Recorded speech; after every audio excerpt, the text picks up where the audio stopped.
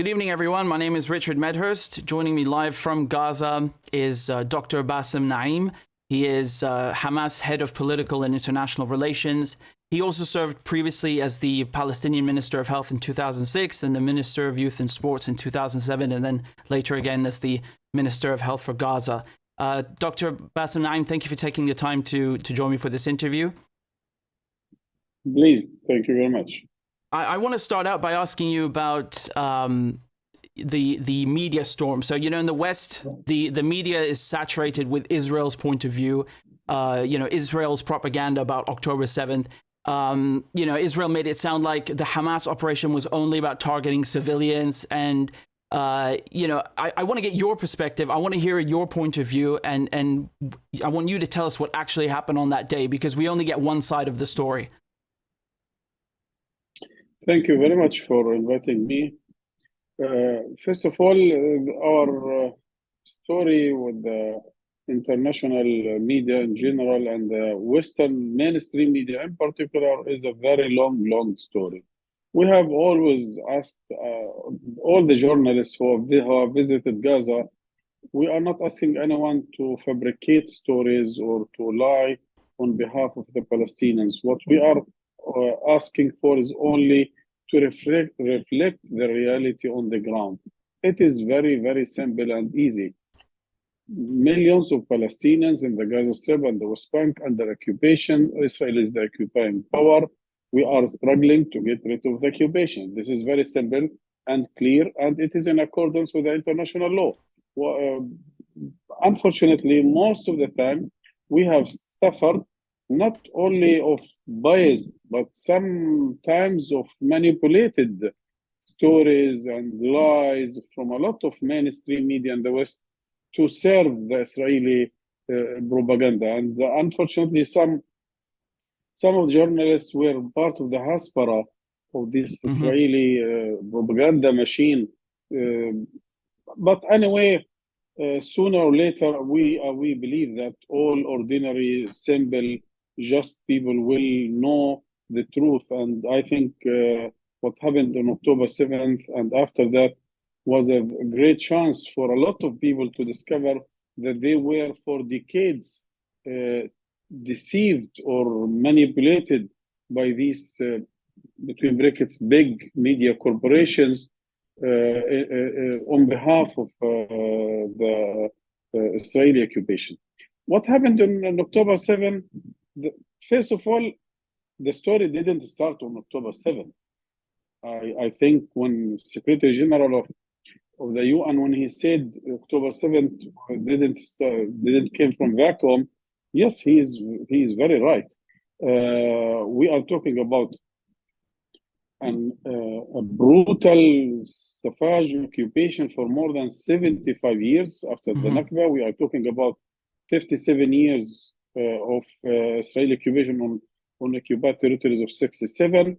We are talking of 17 years of a suffocating siege on 2.3 million Palestinians in one of the biggest open-air prison in one of the concentration camps, so that it has turned, Gaza was unlivable for years and years. Most of the people in Gaza are minors or children. 55% of our people are below 16. 97% of our water is undrinkable. Most of the hospitals cannot function in a proper way because of lacking of medicine and disposable and so on and so on. I think, again, what happened in October 7th is an act of defense. We have tried to knock the doors of this biggest prison that we are here. It is a cry that we want to get rid of this out of this prison, and therefore it is an act of defense against an occupying power. This is on one side. The other one, I think we have all the right in the international law to resist the occupation by all means available, including armed resistance. And this has been the story of Algeria. This has been the story of the people in Vietnam. This has been the story of the people in South Africa. Everywhere, people have the right to resist and to defend themselves. Therefore, all what's happening before and after October 7 is an act of defense. We are the victims of a brutal, barbaric occupation. Now, at the operational level, I think after a few minutes of launching this operation, we have here the speech of Muhammad al-Dif. He is the chief commander of Al-Qassam Brigade. He was clear. We have launched this operation to raise our voices against the oppression, against the occupation. We are calling the international community to help us to get rid of this occupation. We cannot accept this, the continuation of this situation, expansion of settlements, humiliation of our prisoners, siege on Gaza, the taking over of Al-Aqsa Mosque, and all these very, very, very painful stories. And therefore, we have taken this action. Second, he was clear. You are here. I mean, he is talking to the soldiers or to the fighters. You are here only to, in the context of a military operation, targeting military compounds and soldiers. And you are not allowed to attack or to target or to harm any of the civilians. Despite, between brackets, most of the civilians, they are living in kibbutzes and settlements around the Gaza Strip, which is already part of the suffocating machine or apparatus around Gaza Strip. Most of the military compounds are inside these settlements or these kibbutzes. Anyway, this was at that time. We have defended our story in the first few days in a very hard way because of the Israeli propaganda, which has adopted, unfortunately, by the international community, mainly in the West, in particular in the United States, when they have talked about beheaded babies and raping of women and so on and so on. And we have said it clearly. We are not sure this does not happen. At that time we don't have the final story because our fighters, some of them killed, some of them wounded, and the others have been arrested. But we are sure this is not our moral values. We cannot expect that any one of our guys can commit such crimes of raping women or beheading children. And I am sure now, after 45, 46 days, a lot of these propaganda has been proven to be fabricated or lies. No beheaded babies, no raping of women. Even what we have here 3 days ago, the investigation of Haaretz and the police, the Israeli police itself, who has proven that most of the civilians, including 200 of our people, have been killed and burned in Be'eri kibbutz by the Israeli jets. And again, I think this is part of a very long story how the mainstream media in the West is simply taking the Israeli propaganda and distributing it everywhere. Yeah, Doctor, can I ask you about the targeting of hospitals, the targeting of schools? The Secretary General of the United Nations, he said that more journalists and UN workers have been killed since October 7th in Gaza than any previous wars. He said that he described the images we're seeing from Gaza as killing of civilians that is unparalleled and unprecedented in any conflict since he took the job. Can you talk to us about the humanitarian aspect of it, about the targeting of civilians? How do people in Gaza feel as this is happening to them and the rest of the world is just looking and doing nothing? When we talk about the people are very, very disappointed because they feel that they have been left alone to this very brutal aggression. So that on air, the Palestinians themselves, we have read about such stories during the Nakba in 1948, how the Israelis have killed hundreds and thousands of Palestinians and destroyed more than 530 cities and villages to expel forcefully Palestinians from their land. But at that time, there was no social media, no Facebook, no Twitter, no therefore. But what we are witnessing today, that these genocides, these war crimes, this ethnic cleansing is committed on air, live. You can see every minute a massacre against a school, a shelter, a hospital, residential areas.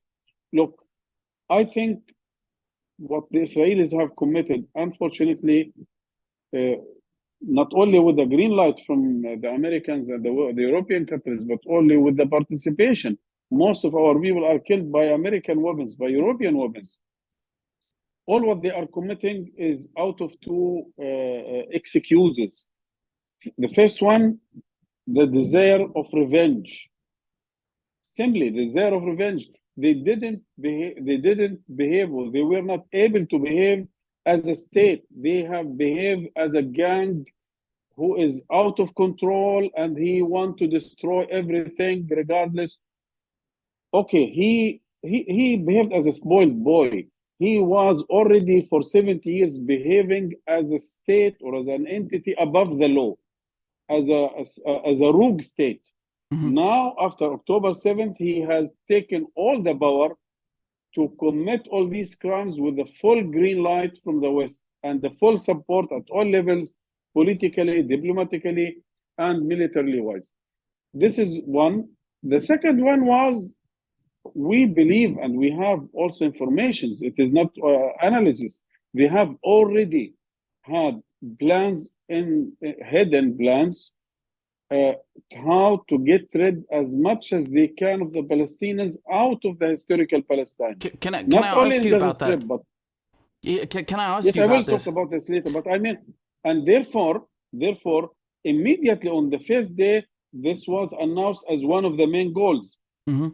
Okay, you want to fight or to punish Hamas, but why you are not announcing publicly that one of the goals, how to get rid of the Palestinians and how to push them to the south and to the Sinai, because this was planned already. It has nothing to do with October 7th. And if they succeed here in Gaza, they will go to the West Bank and forcefully expel or displace millions of Palestinians to the other side on Jordan.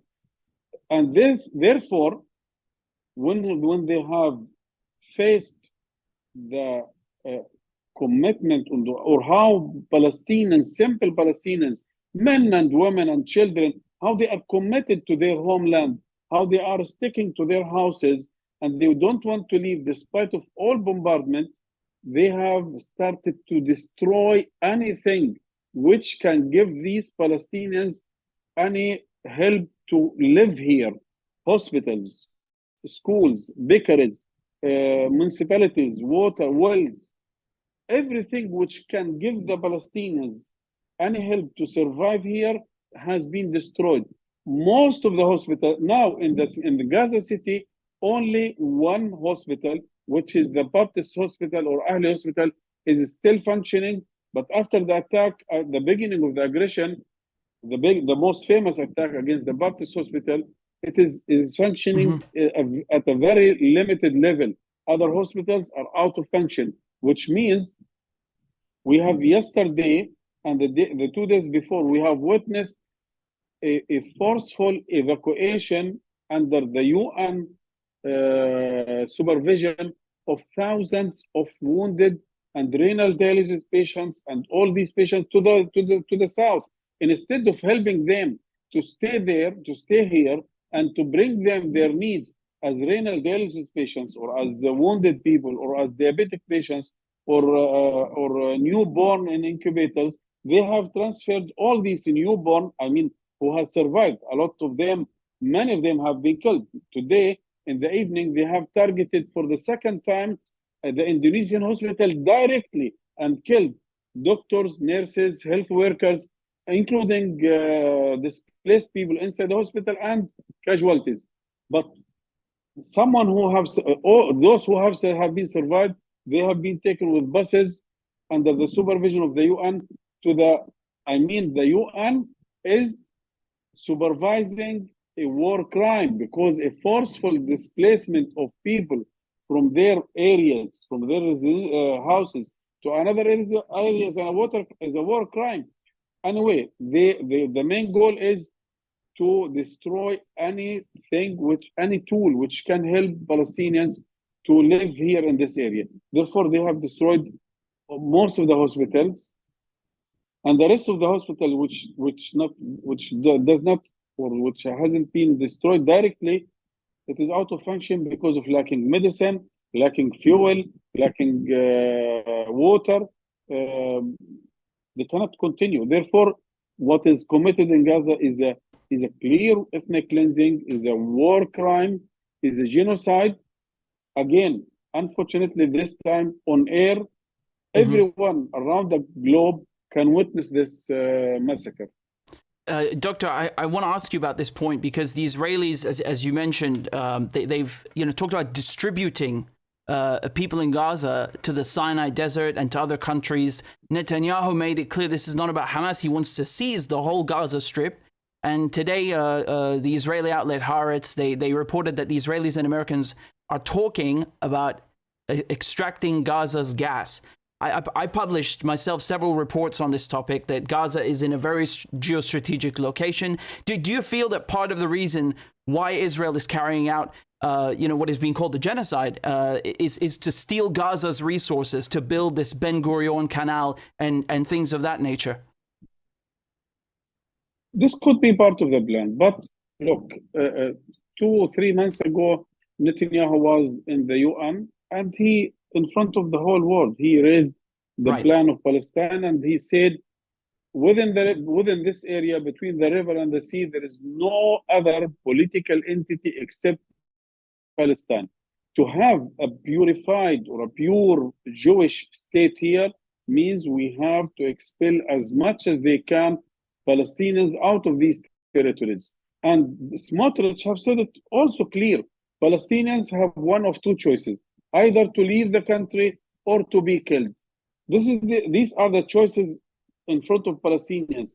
Therefore, I think the main goal is to evacuate as much as they can Palestinians from the historical Palestine, to send them to Sinai, to the Jordan, because Smotrich in Paris has said it clearly. The home of Palestinians is Jordan, the alternative home. Or some now are talking about distributing Palestinians to different European countries and to Canada and to America. Each country can take 200,000, 300,000 with a lot of attractive offers. Look, they will not succeed.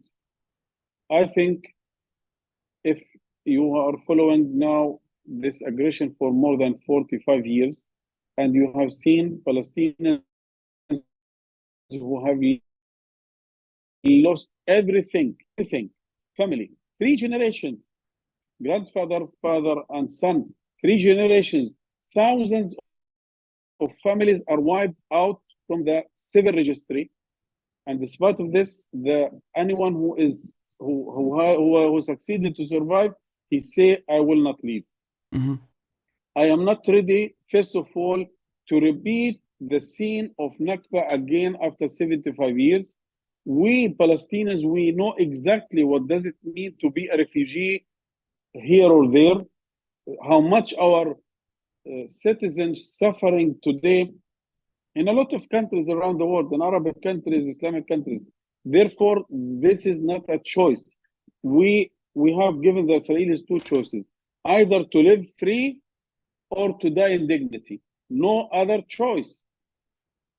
This is our choices, either to live free or to die in dignity. But we are not leaving our homeland. And we are sure that at the end, we will succeed to defeat this enemy and to reach and to gain our freedom, dignity, and independence. Doctor, how do you feel about the support? How do people in Gaza feel about the support they've received from Hezbollah, from the resistance axis in Syria, Iraq, Yemen? Look, first of all, I'm talking honestly, this operation, I mean the Tufan al-Aqsa operation, is a pure Palestinian operation, I mean, I'm talking about planning and implementation and all what's happening after that.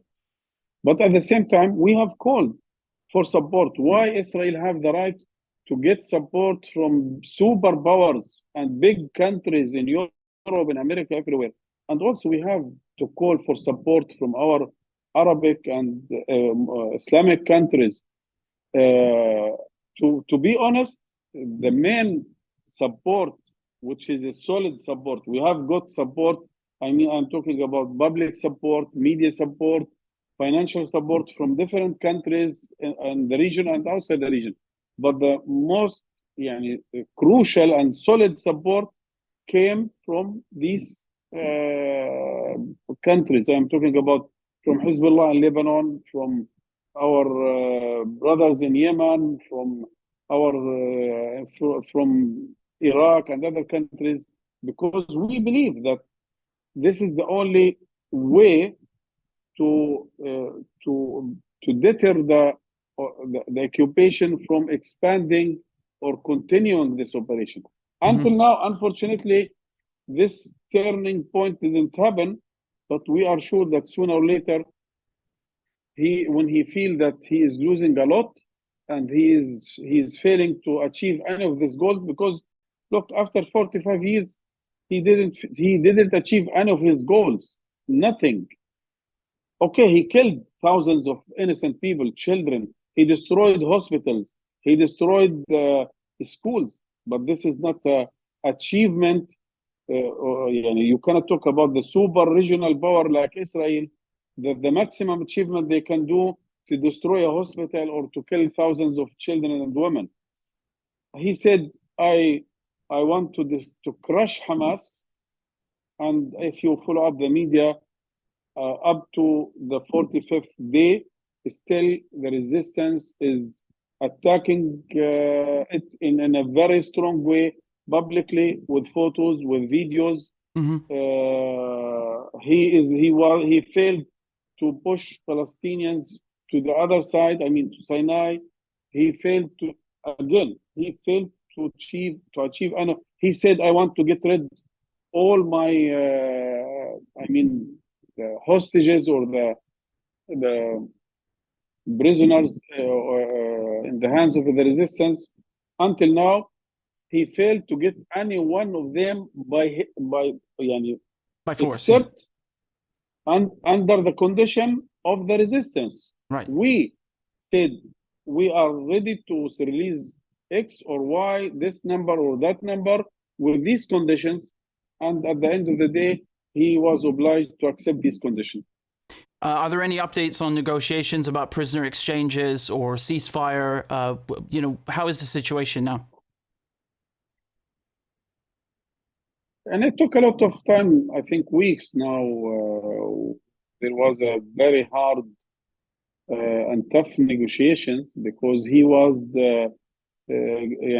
buying time and time, wishing that before accepting the conditions of the resistance to release some of these prisoners with force, but he failed after 45 years.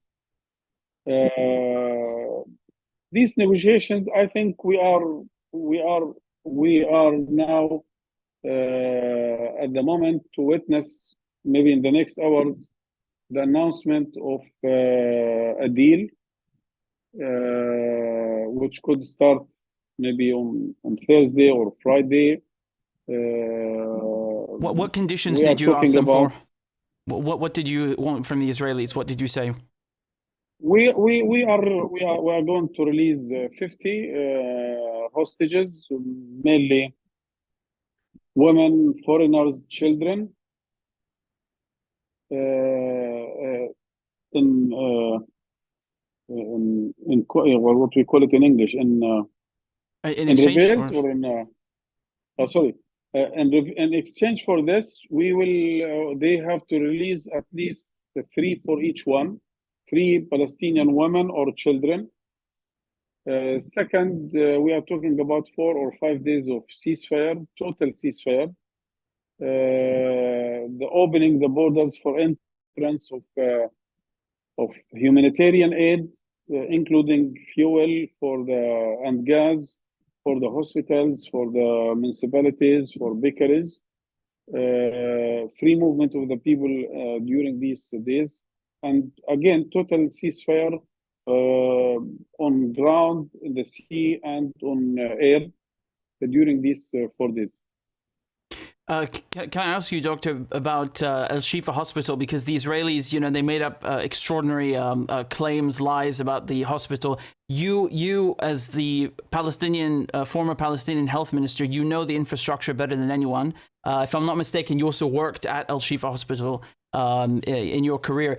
What was your reaction to these claims that they made up about bunkers and tunnels? Because they haven't shown anything thus far, and even the BBC, even CNN were confused by their footage or evidence, so-called evidence. Look, I worked as a doctor for years in Shifa Hospital, and I was the Minister of Health for years and responsible for Shifa Hospital. Shifa Hospital is the biggest hospital in Palestine, not only in the Gaza Strip, with around 700 beds, 1,500 health workers. During the aggression, there were around 70,000 displaced people inside the hospital, hundreds or maybe thousands of casualties and patients. From the first moment, I was sure it is only propaganda and lies to give themselves and to sell this for the West and for other supporters to reach Shifa Hospital, for the same goal we have talked about at the beginning, to destroy anything which can help Palestinians to survive in this area. But I was 100% sure there is nothing in Shifa Hospital because of two things. First, I know that this is the decision of resistance not to use any of the civilian facilities, I mean, hospitals, schools, universities, all these facilities for any military or security operations, because we cannot expose our people to such a threat. We are fighting and we are resisting to secure our people a better future, to save or to secure their lives or to protect our people. We cannot put them in or expose them to such a threat. It is a decision. Second, I know the area very well. It is impossible. How can you operate at such a very high level in such a very big operation now with the presence of 70,000 displaced people inside the hospital, with thousands of doctors, thousands of casualties? It's impossible. It is, again, I know it was from the beginning, it is a big lie. It is only propaganda. The goal is, okay, if there is something in Shifa Hospital, why to attack the Baptist Hospital? Why to attack Al-Quds Hospital? Why to attack Ad-Dirra Hospital? Why to attack the bakeries? Why to attack shelter schools? No excuse. It was only one goal. How can we use the maximum force to push all these Palestinians to the other side? And to be sure that they cannot return back, we have to destroy any facility which can help them. Again, hospitals, school. They have destroyed the two biggest universities, the Islamic University and Al-Azhar University. Why? Again, it is revenge and the plans to displace Palestinians forcefully. Exactly what happened in 1948 during the Nakba, but in a new shape, in a new form and life on air. And I was always asking the journalists who asking me this question. Even if I assume that a mass killer have killed 5, 10, 15 children or students at the university, then he flee into the house, into the university. The solution is to destroy the whole university and to kill all the students. Even in international humanitarian law, the same thing. I have the right to destroy half of Tel Aviv because of the presence of the Minister of Defense in the middle of Tel Aviv. I have the right to defend a lot of towers inside Tel Aviv because a lot of military and security apartments are inside Tel Aviv. Again, this is totally against international law, even if it was right, but it was not right 100%. Again, but again, I think the goal was to deny the Palestinians any facility to survive here in this area. Could I ask you about the Israeli soldiers? The Israelis don't publish any figures. Do you have a rough estimate how many of how many Israeli soldiers have been killed in Gaza? How many Israeli tanks have been taken out? What happened to Israel's ground invasion, which they talked so much about? Look, on the plan, and people who are aware about this area, they know that what they have done after 45 days is not a big deal. They have tried to enter Gaza from the northeast through Beit Hanun, and they have failed. They have tried to enter Gaza from the west, which is controlled by Israel, by the way, and they have faced a very strong resistance. They have destroyed around 2/3 of Shati beach camp and killed thousands of people inside the refugee camp. And they have failed to enter the refugee camp. Therefore, they have bypassed it and entered Gaza from another area. I mean, they are now only circling the city from different sides, but they cannot stay inside. At the time they stay still at anywhere, they are the target of a very, very strong resistance. At least they have said now, they have publicly said, within the last 72 hours, we have lost 17 or 16 officers and soldiers. At least, according to Al-Qassam Brigade, we are talking about more than 200 vehicles, including tanks, jeeps, which has been totally or partially destroyed. You have always to remember that we are talking about a super regional power and simple group of fighters who are armed with very simple weapons. You cannot compare the capabilities of Israel, which have nuclear weapons, biological weapons, chemical weapons, all sophisticated weapons.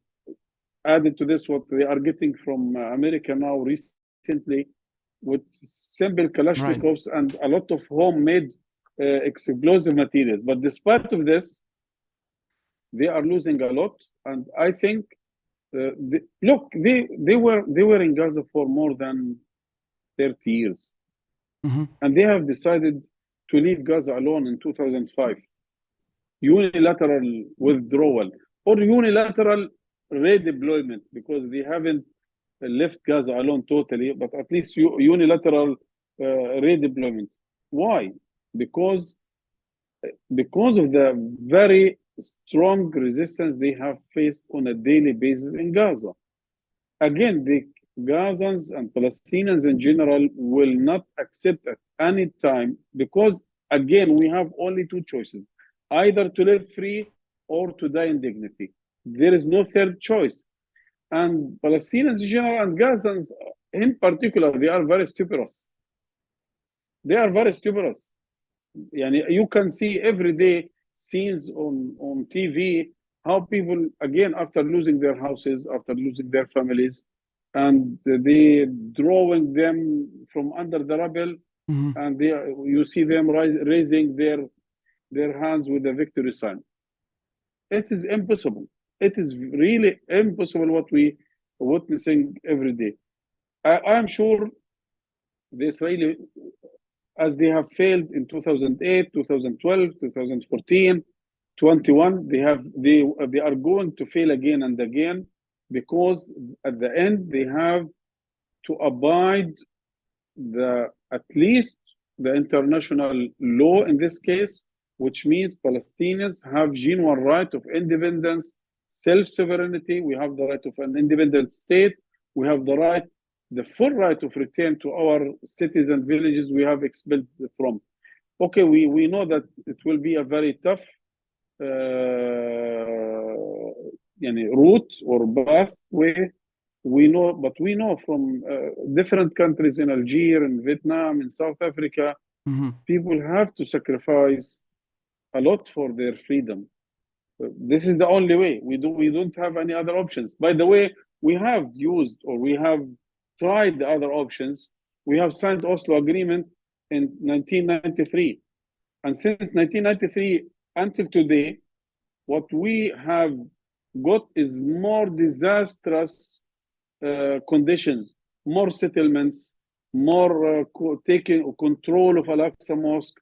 Gaza is besieged, Palestinians are divided, the land is stolen, water is stolen, the daily arrest, people are killed on checkpoints on an hourly basis. This is the result of the so-called peace process for after 30 years.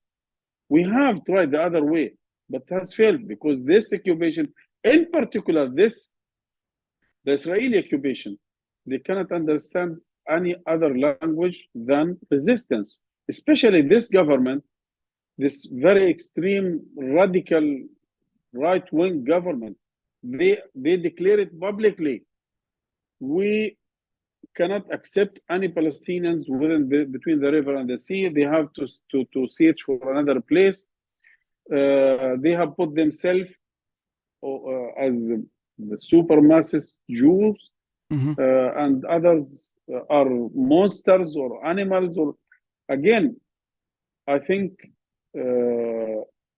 sooner or later they have to abide or to accept our dreams and ambitions of an independent state, self-sovereignty, and right of return.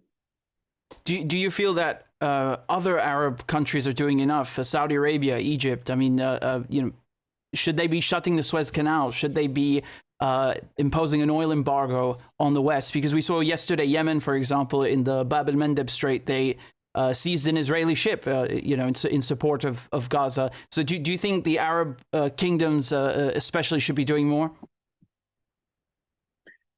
Look, first of all, we thank anyone who do anything to help us in the media, financially, any step to help us.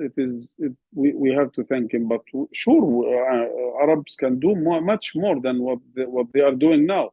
Are they doing enough? The Arab Summit. We have no. They are not doing enough to face this very brutal aggression against Palestinians. Look, we have the Arab Summit.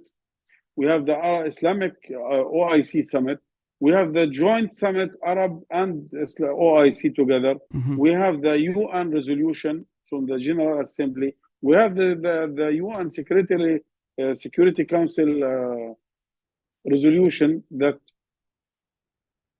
they have to stop this aggression and to open the borders and to allow humanitarian aid to enter Gaza Strip. Until now, they cannot do anything, at least at the humanitarian level, to resuscitate the people who are under this very aggressive killing machine for 45 days. Again, they are doing, but it is much less than they can do.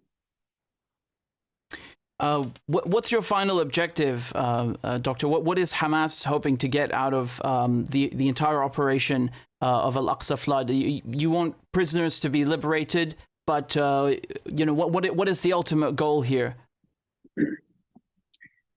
First of all, I have always emphasized that we should not be part of the Israeli propaganda. This is not a war or between Hamas and Israel. This is a war or a confrontation between Palestinians and Israel.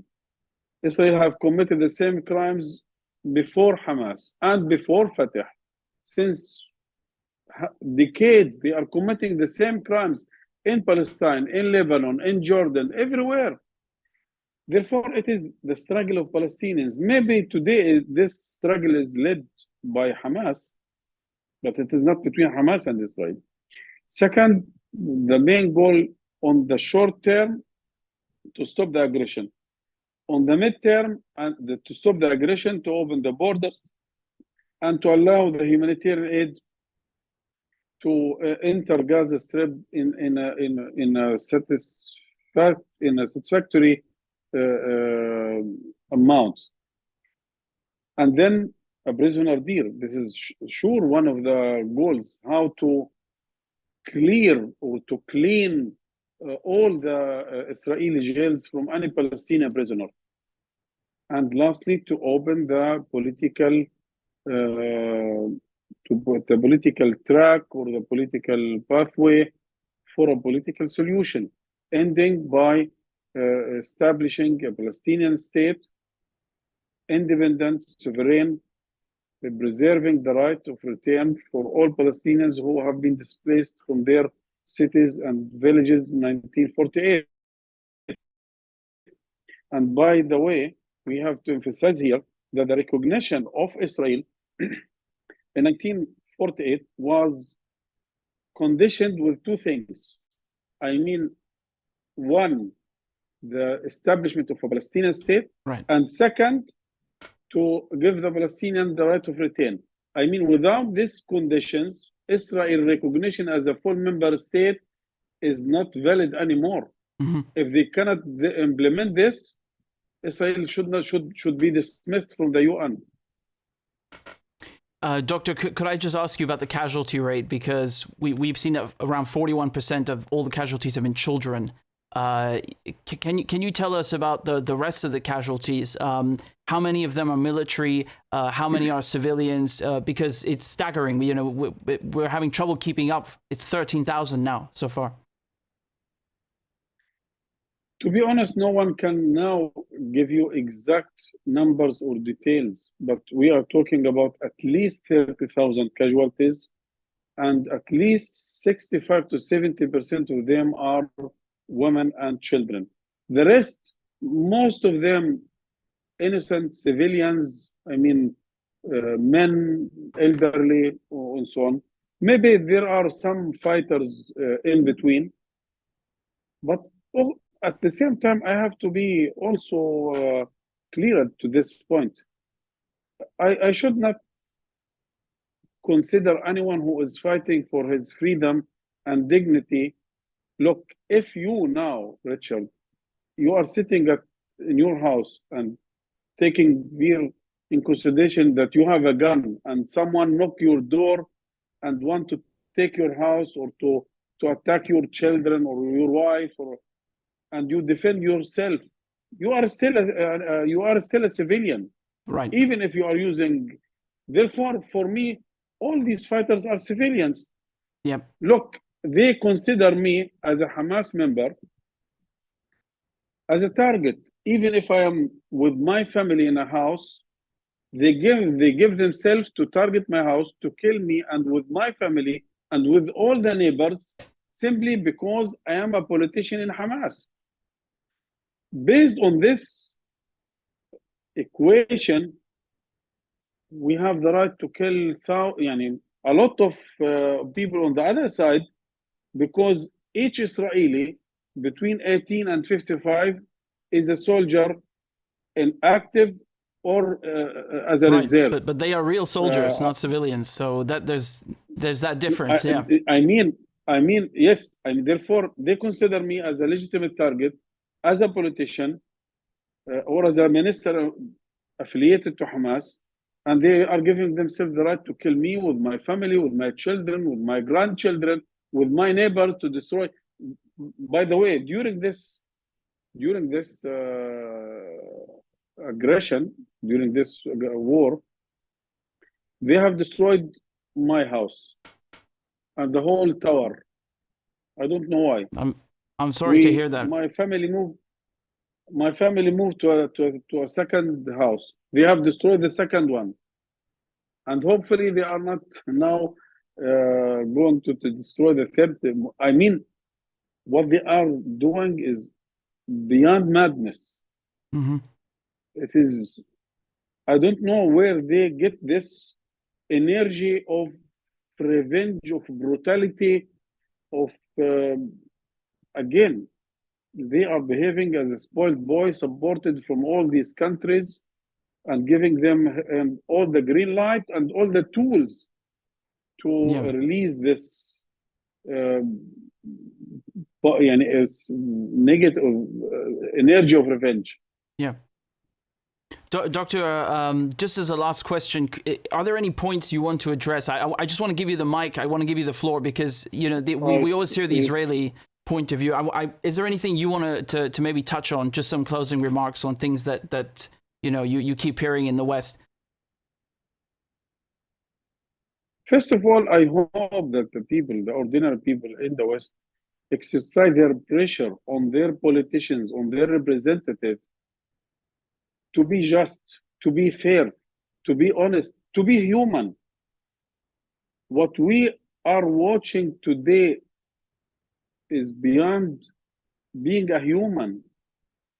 I was in a meeting with one of the international organizations who are caring about international humanitarian law, and they have said we don't know how will we talk after this war to the people about international humanitarian law. Right. What is the value of talking about international humanitarian law if we see on a daily basis that international humanitarian law is crushed under the Israeli bulldozers?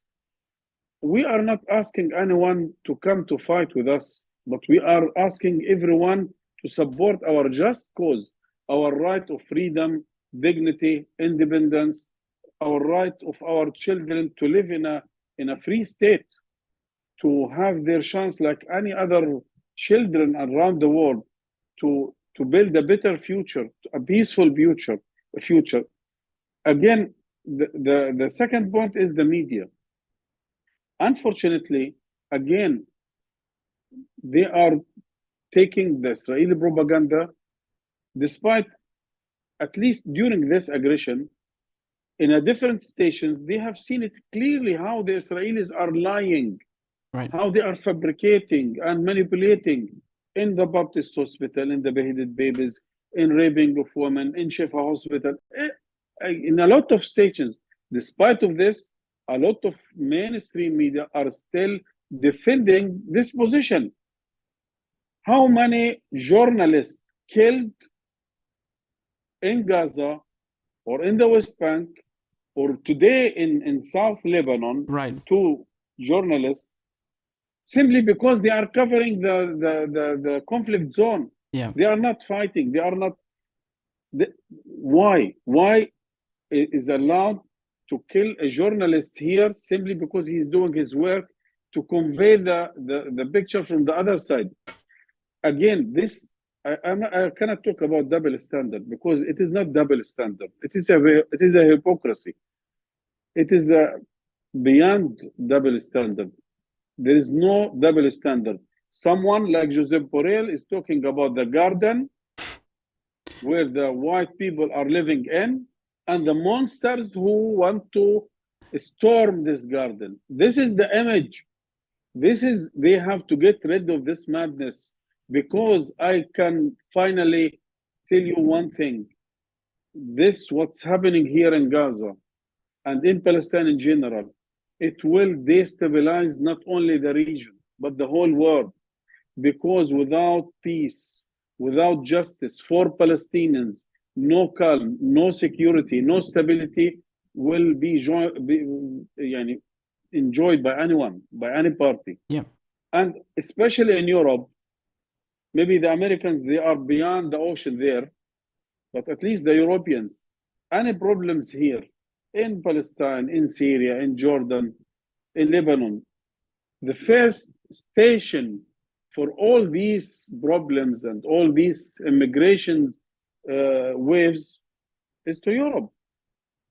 And sooner or later, the repercussions of all these waves will affect the social fabric of all these European countries. Therefore, if they are caring about their countries, they have to intervene strongly and hardly for a just cause here in Palestine. Well, you know, we're trying to do everything we can, and you know, we're happy that the Palestinian cause has been brought to light and put in the spotlight again, because you know, yeah, alhamdulillah, because there was a lot of talk about this. Ukraine has the right to defend itself, give Ukraine weapons, and you know, that's now the double standard is that Palestinians don't have these rights. But you know, I appreciate your time, doctor, and I appreciate your thank you very much for coming on, and you know, your fight to actually adhere to, you know, principles of international law and resistance, and we appreciate it very much. So thank you for your time, doctor. Please, thank you very much. شكرا جزيلا. شكرا. Bye. مع السلامة. So everyone, that was Dr. Bassem Naim, who's Dr. Naim is the former Palestinian health minister, youth and sports minister, and the head of Hamas political and international bureau. And as he was talking about, he used to work at Al Shifa Hospital, right? And you know, that in addition to being the health minister himself, he knows every hospital backwards. You know, he knows everything. And there's no one more qualified. There is no one more experienced than him to, you know, it's not, we already knew that the Israelis are lying, but just so you have it on the record, you know, the former health minister himself putting to bed any you know, any disinformation or propaganda or lies that the Israelis were spewing, and a lot of other good points. You know, he, so make sure you share the interview far and wide.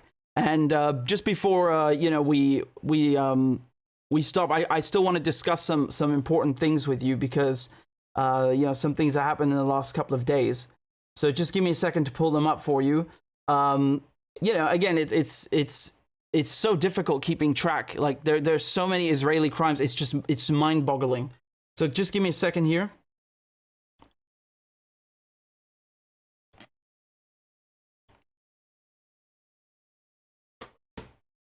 Can you guys see this on the screen?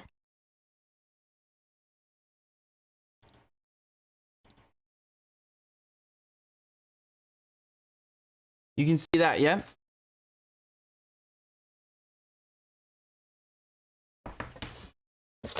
So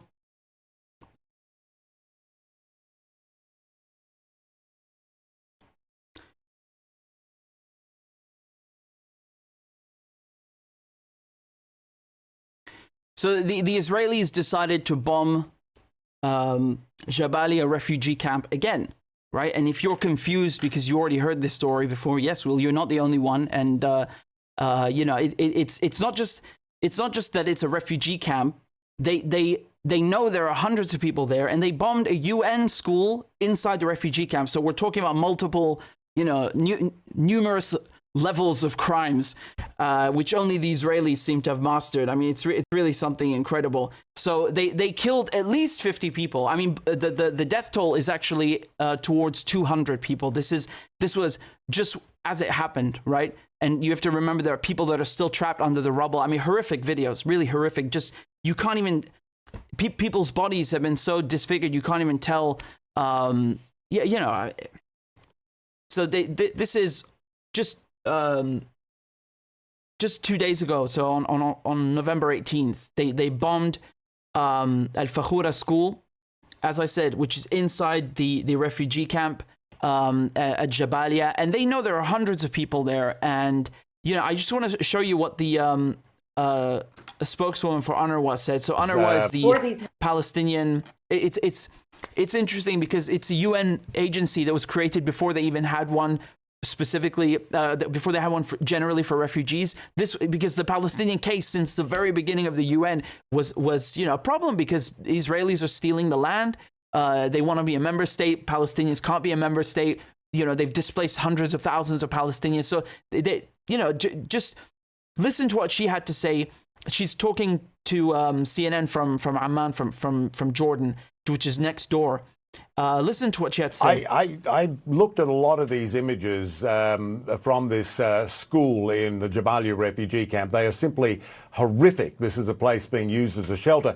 Israel says it's looking into it, but did say that they did conduct activities in the area. I just wanted your reaction to those images. First of all, we were horrified when the stream of footage started coming in yesterday. We recognized that this was one of our schools. We also recognized that this was one of the schools in the northern part of the Gaza Strip that was used as a shelter by thousands of people who were displaced from their homes. So we were truly outraged at the initial images, and we are conducting verification, including interviewing witnesses to be able to reconstitute exactly what happened. The Palestinian Red Crescent, meanwhile, says the health sector overall in Gaza is, in its words, bound for complete collapse. They say 95% of ambulances are out of service, either through bombing or running out of fuel, and virtually all inpatient facilities in the north just aren't able to function. How desperate is the situation throughout the Strip? Michael, it's very, very desperate. The health sector in its entirety is about to collapse. So we're talking about emergency health, such as the services, the operations, the surgeries in Ash-Shifa and other hospitals. But we're also talking about routine services in primary health centers. So regular people being able to access medication for diabetes or high blood pressure. The entirety of the health sector is about to collapse across the Gaza Strip, precisely because of lack of medicines, but lack of the ability for these health centers to function, even though UNRWA's health centers do function in reduced with reduced staff and reduced hours, and we have mobile clinics going around the shelters if we have enough fuel. Fuel is at the center of the inability of the health sector to continue functioning, as well as the lack of sufficient medication. So there are more. Once again, it's like a Russian doll of Israeli crimes. Look, they killed a doctor who was working at the refugee camp. Dr. Tatari, he was killed while treating people inside the refugee camp. And you know, I'm going to show you a clip. And again, it's distressing, but this is something that you have to see, because you're not going to see it on the mainstream media. This is the chaos, the horrific aftermath of Israel's attack on Jabalia refugee camp, on the UN school as well. مدرسة الفخورة طبوا فينا قصف واحنا نايمين حسبي الله ونعم الوكيل أبو محمد أبو جراد مستشهد لا حول ولا قوة إلا بالله حسبي الله ونعم الوكيل حسبي الله ونعم الوكيل حسبي الله ونعم الوكيل لا حول ولا قوة إلا بالله حسبي الله ونعم الوكيل يا عم طب تيجي ساعات يا اختي تيجي ساعات طوق يا اختي حسبي الله ونعم الوكيل حسبنا الله ونعم الوكيل خذ النمس وانزل الجراي طب شو بدي ابوي برا هيهم برا حسبي الله ونعم الوكيل الناس مرمية تعال من هان وين بس حسبنا الله ونعم الوكيل من الدرج روح هيهم برا اجري. I mean this is so, words fail me. Words fail me. It's so degrading. It's so dehumanizing. This is like, everything that you hear about the Holocaust. The Israelis are doing the same now to the Palestinians. What they're doing is even worse, because the Nazis, they knew what they're doing is wrong and they tried to hide it. The Israelis don't try to hide it. They broadcast it. They show the world, and then they say they are the victims while they're killing Palestinians. I mean, look, this is. I'm speechless. I don't know what to say. There's nothing you can say, about this behavior. This is, you would need an army of psychologists to figure this out. I don't know what this is. Just let us, even before they've bombed the school. This is a UN school. You know, that means they're killing UN staff as well. They don't care. You know, the UN. It's not that the UN staff or journalists or medics are above Palestinian civilians. No, but they deserve the same protections as civilians. So they are another group. It's another group of people that should be protected, that Israel is killing. That's the point. They're not only killing the first main group, the civilians, they're killing the journalists, they're killing the medical workers, the doctors, the nurses, the first aid respondents, and they're killing the UN staff. I mean, they have no shame. They have no shame. And why should people be living in these conditions in the first place? Even before, you know, let's say they didn't bomb the camp, and they did multiple times.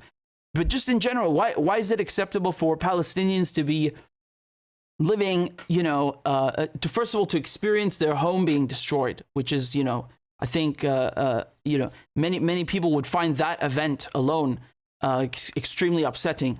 And not to mention that it's dangerous. You could lose your life, you could lose your limbs, you could lose family members, you could lose friends. And then on top of that, you have to go and live outside in a tent or in a refugee camp. This is very, very dehumanizing and very, very traumatizing. And, you know, why do Palestinians have to do this? Because someone from Russia or someone from Ukraine or someone from Poland or someone from Brooklyn or someone from Australia or from France or who the fuck knows where wants to come and steal their homes. I mean, think of this. It's so outrageous. It's so outrageous. And it's not just, you know, an opinion. This is criminal genocidal behavior. It's not like, oh, you know, they did something that we find displeasing. It's criminal behavior. This is genocide. This is extremely serious. These are crimes against humanity. There is nothing, you know, there's nothing more serious than what Israel is doing now in terms of how criminal it is. There's nothing. What is more worse? What is more serious than committing genocide? Nothing. So, you know, last time you'll remember that they left a crater in the camp, right? The first time they bombed it. I mean, look at this. Look at this. This is the first time they bombed it. So it's not November 18th. It's 2 weeks ago when they bombed it. Again, you know, a massacre, an absolute massacre. And what the Israelis are trying to do is make this, you know, normal. They want it to be the new norm, that, you know, you kind of just browse the news and, oh, look, it's another 50 Palestinians killed. Oh, look, another 200 Palestinians killed. Then tomorrow morning it's the same thing. This is not normal. It's never going to be normal. And people are not going to shut up about it. And they're going to have hell to pay. The Israelis will have hell to pay for what they're doing now. This is, you know, it's never been done before. No one has done massacres like this in broad daylight. And on top of that, claimed they are victims as they are committing massacres. I mean, I keep repeating this point because it's so insane. You really have to just think about how mad that is. No one in history has ever done something like this. Here from Al Jazeera, hundreds of Palestinians sought shelter at schools. Survivors used shovels and hands to extricate people from the rubble. So this is, again, about the same bombing on 18th of November on both Al-Fakhura and Tal al-Za'atar, which is in northern Gaza, right? So Al Jazeera's Hani Mahmoud said that Israel's attack on schools, hospitals, and public facilities seem to be a trend right now. Yeah. Almost 200 people killed in these attacks. And the number expected to increase as there are many people under the rubble. And several hundred people had taken shelter there. Dead bodies everywhere, medical teams trying to evacuate the wounded. And then, of course, you know, people that are evacuated by ambulances, you can still get shot at. So even if you somehow miraculously survive and you're being evacuated in an ambulance, you can easily die the next minute. The Israelis will happily target ambulances. They've done this. This is not even something new. This is normal. Even before this war in Gaza, it's normal. If you are in an ambulance, a Palestinian ambulance, and you get to a checkpoint, and remember they have tons and tons and tons of checkpoints, especially in the West Bank. You know, you can easily die at the checkpoint. They will not let you through. It's not because there's like a queue. They just won't let you through. Screw you. Go wait an hour. Just like that, because you're Palestinian. And it sounds so deranged, like you know, this has to be a rumor that someone. No. This is so widely documented. You know, I can play you a clip from. There's one from Gideon Levy where he's talking about this, how he was at a checkpoint and he saw a Palestinian ambulance just having to wait like that, just so because the soldier said so for no reason, right? And you got people dying in there. You know, or so you're about to give birth. Screw you. You have to wait just like that because you're Palestinian. You wait for no reason. Wait. Screw you. This is the Israeli mentality. This is the Israeli way of doing things, and you know, it's really scandalous. I just want to show you a clip because I'm talking about this topic with the ambulances. There was a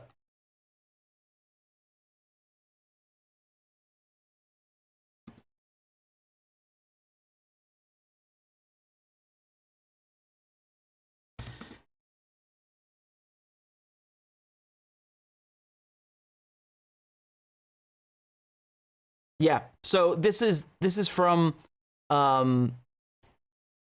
this is a father, and he has a medical referral, a document that says that his son needs to cross into Egypt because he needs urgent medical treatment. The son died, and he's like showing the document, and he's you know, he's just extremely upset about it. جدا ما هتدور صورته بس راح استشهد اجلس مكتوب عاجل جدا ما هتدور صورته بس راح استشهد ما بدي تحويلات خلي اولادنا يموتوا زي ما بدها اسرائيل خلي العرب تنبسط. So his son died. Just, you know, the Israelis just want you to wait. You can wait days, hours. Doesn't matter. This is mowing the grass, you know, for the Israelis. It's like when you're mowing the lawn. That for them, this is their sick logic of killing children. It's like, you know, they can erase, like when you cut grass or you cut hair. You know, they want to erase the Palestinian children and kill them. You don't need a statement from them. You just look at their behavior. There's no other conclusion. It's very, very clear. So I hope I'm wrong, but I guarantee you I'm going to be right here again in a few days, and then Israel will have bombed Jabalia again or another refugee camp because they're sick. They're sick. They're evil. I hope I'm wrong. I really hope I'm wrong. I want to be wrong.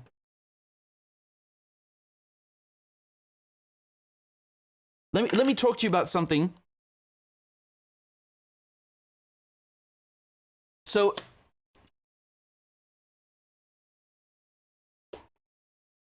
you guys remember that the Russians were banned from playing football, right? From you know, tennis players to the Euro Cup, to the World Cup, and they're still banned. The Israelis, on the other hand, they're playing Euro Cup qualifiers, right? Normal, like nothing happened. And I just want to show you how sick this is. The Palestinian team, 3 of their players are in Gaza and they can't leave. One of them, and I swear to God, you can't make this up. Give me a second to pull pull up this article from Al Jazeera.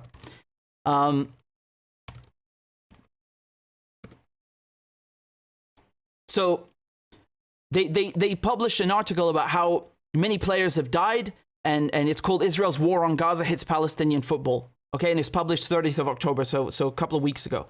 And they were talking about one of the players, okay? So in December 2008, this player who was 19, okay, he was in a bus with his classmates, and the Israelis bombed the bus, and they took him to the morgue. They thought he was dead, and turns out that he was still alive, okay? And now in this war, he got bombed again by the Israelis, and once again survived, thankfully. But there's no news since then, right? So, I mean, just think how crazy that is, that from 2008 to 2023, you know, you can get bombed 2 times in the same place by the same enemy, by the same occupier, and no one gives a crap. And meanwhile, so the Palestinian team had to postpone matches, and they are down 3 players because they are stuck in Gaza. Meanwhile, the Israelis, just listen to the shit. The Israelis, as I've always told you, they have multiple passports. Just go on Wikipedia. Look, I'm going to do it in front of you. Here's the Israeli football team on Wikipedia, okay? Okay, I'm just going to click Israel national football team. Let's look at the list of players, okay? At the squad. Let me click on this guy. The first one, one of the goalkeepers, okay? Oh, look, he holds a Romanian passport. How nice. So, you know, he not only has an Israeli passport, which he can, you know, go anywhere with, he has a Romanian one, so he can also be, you know, free movement inside of the EU, can live there and everything. But the Palestinians, they are stuck in Gaza, no statehood. Screw you. Oh, you want to participate in you know, World Cup qualifiers? Too bad, you can't. But the Israelis, they can go. You know, they have free movement. They have multiple passports. Palestinians, screw you. Here, let me take another player. Let me go back. Let's take the next one on the list. Number 2. Oh, look. He's got a German passport. He holds a German passport. What did I tell you? What did I tell you? The Israelis always, they come from different places. They're colonizers.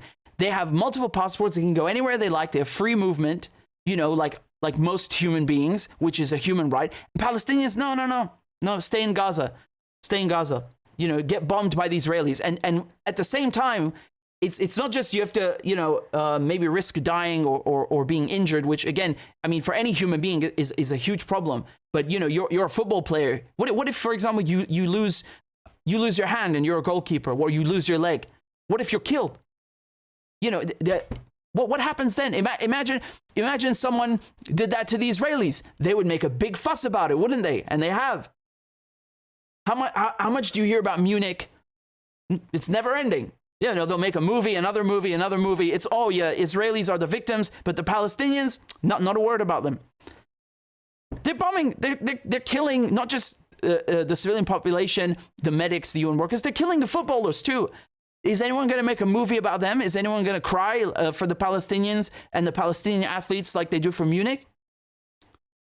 Look, all of them, man. You just click on them. They got multiple passports. They, you know, easy life, and no punishment. It's not like, you know, it's not just about the movement. It's that there's no punishment. Why is Russia punished and the Israelis are not punished? What the Russians have done is a joke. It's a farce compared to what Israel is doing now. It's not even comparable. It's not even comparable. No one, not even the media, you know, bother with Ukraine anymore. And I'll get to that in a second. It's not comparable, but they're still punished indefinitely. By the way, it wasn't just Russia is excluded from the 2022 World Cup. It's indefinite. So right now they're playing World Cup qualifiers. Russia's not there. They go the Euro Cup qualifiers. Russia's not there. But the Israelis are in Europe apparently, and they get to play the qualifiers. Isn't this amazing? I mean, technically they are in Europe because it's a colony of Europeans. That's about the only consistent thing, about Israel. I understand why they're in the Euro Cup. Yes, because they're definitely not from Palestine or the Middle East. They're Europeans for sure. Look at this. Here's another one from the squad. I randomly clicked on this guy, Italian Jewish. Dude, I mean, you know, or Italian Israeli rather, right? So they're all Europeans.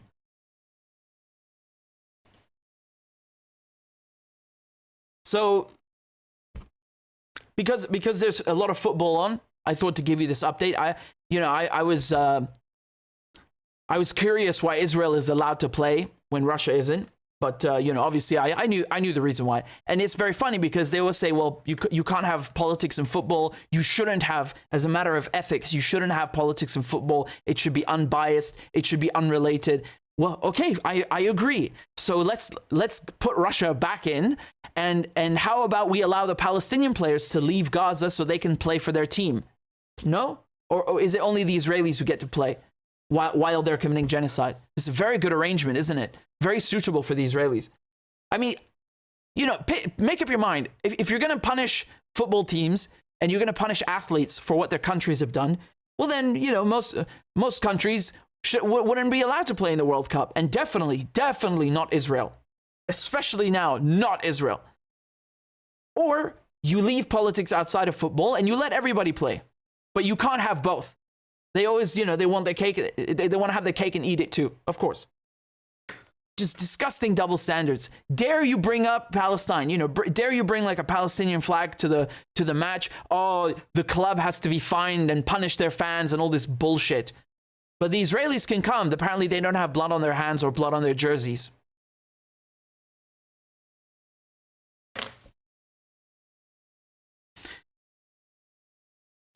Let me talk to you about another Israeli crime. Hey, they pile up. I've lost track myself.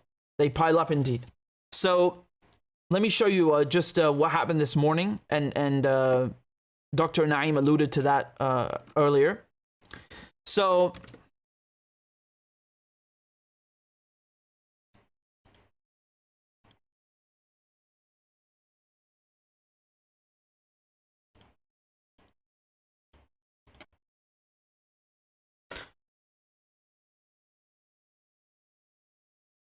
the Israelis this morning killed more journalists. Another 2 journalists. So these were a reporter and a cameraman from Al Mayadeen, and they were not even in Gaza. They were in South Lebanon, right? So the Israelis, they hit them at 10 a.m. in the morning after they'd finished their broadcast. Here, I posted about this on Twitter earlier, right? So Farah Omar and so these two, she was on camera giving a report from the front, and he was filming, and they were killed. The Israelis just came with a jet. They fired rockets at them and killed them. This is not an accident. The journalists are not stupid. They're far away on purpose to avoid this thing, and then the Israelis still come and target them on purpose. You can't say, well, the Israelis are military, geniuses, and they are a military power, and they have all this sophisticated technology, and then tell me that, oh, it was an accident. No, it's not an accident. They did this on purpose. And I'm sorry, but these are journalists. They're not combatants. Under no circumstances can you kill these journalists. None. They don't even have, they don't have to be wearing a press vest for you not to kill them. They don't even have to be journalists. They're civilians. What are the Israelis doing? Well, they're getting away with murder like they always do. So, I'll repeat again that this war, since October 7th, Israel has killed more journalists than any war. The Committee to Protect Journalists, they started counting journalist casualties 30 years ago, okay? Since they began, no journalists have died in such quantities except for now. Right, so since they began counting, what Israel has done since October 7th, they've killed more journalists than anything on record. Just think about that. They've killed more journalists than any war on record, and on purpose. And it's nothing new. Just like I was talking about how they stop ambulances at checkpoints, this is nothing new. You want to go back 40 years ago? The Israelis were killing journalists. You want to talk about killing UN workers? The Israelis were doing it 40 years ago, 50 years ago. You want to talk about the Israelis even killing, US, British targets? They're doing it 50 years ago. This is nothing new. Nothing new. But the scale of it is surely unprecedented, the scale of it. And with the scale of these atrocities, you have to understand that the ego of the Israelis, the fact that they feel so emboldened. I mean, if Russia had done this, did Russia kill this many journalists? No, not even close, because Russia doesn't target journalists. Have you ever heard of Hamas killing journalists? No, because Hamas don't target journalists. Israel, pick your war. Let's talk about the number. Disgusting behavior. And they're targeting Al Mayadeen on purpose. So in the last weeks, they've attacked one of the correspondents. She's basically working in occupied Palestine. So, she speaks Hebrew along with Arabic. And they came up to her while she was trying to get to her car, and they start harassing her. And the Israelis think this is journalism, like harassing someone who's getting in their car. For what?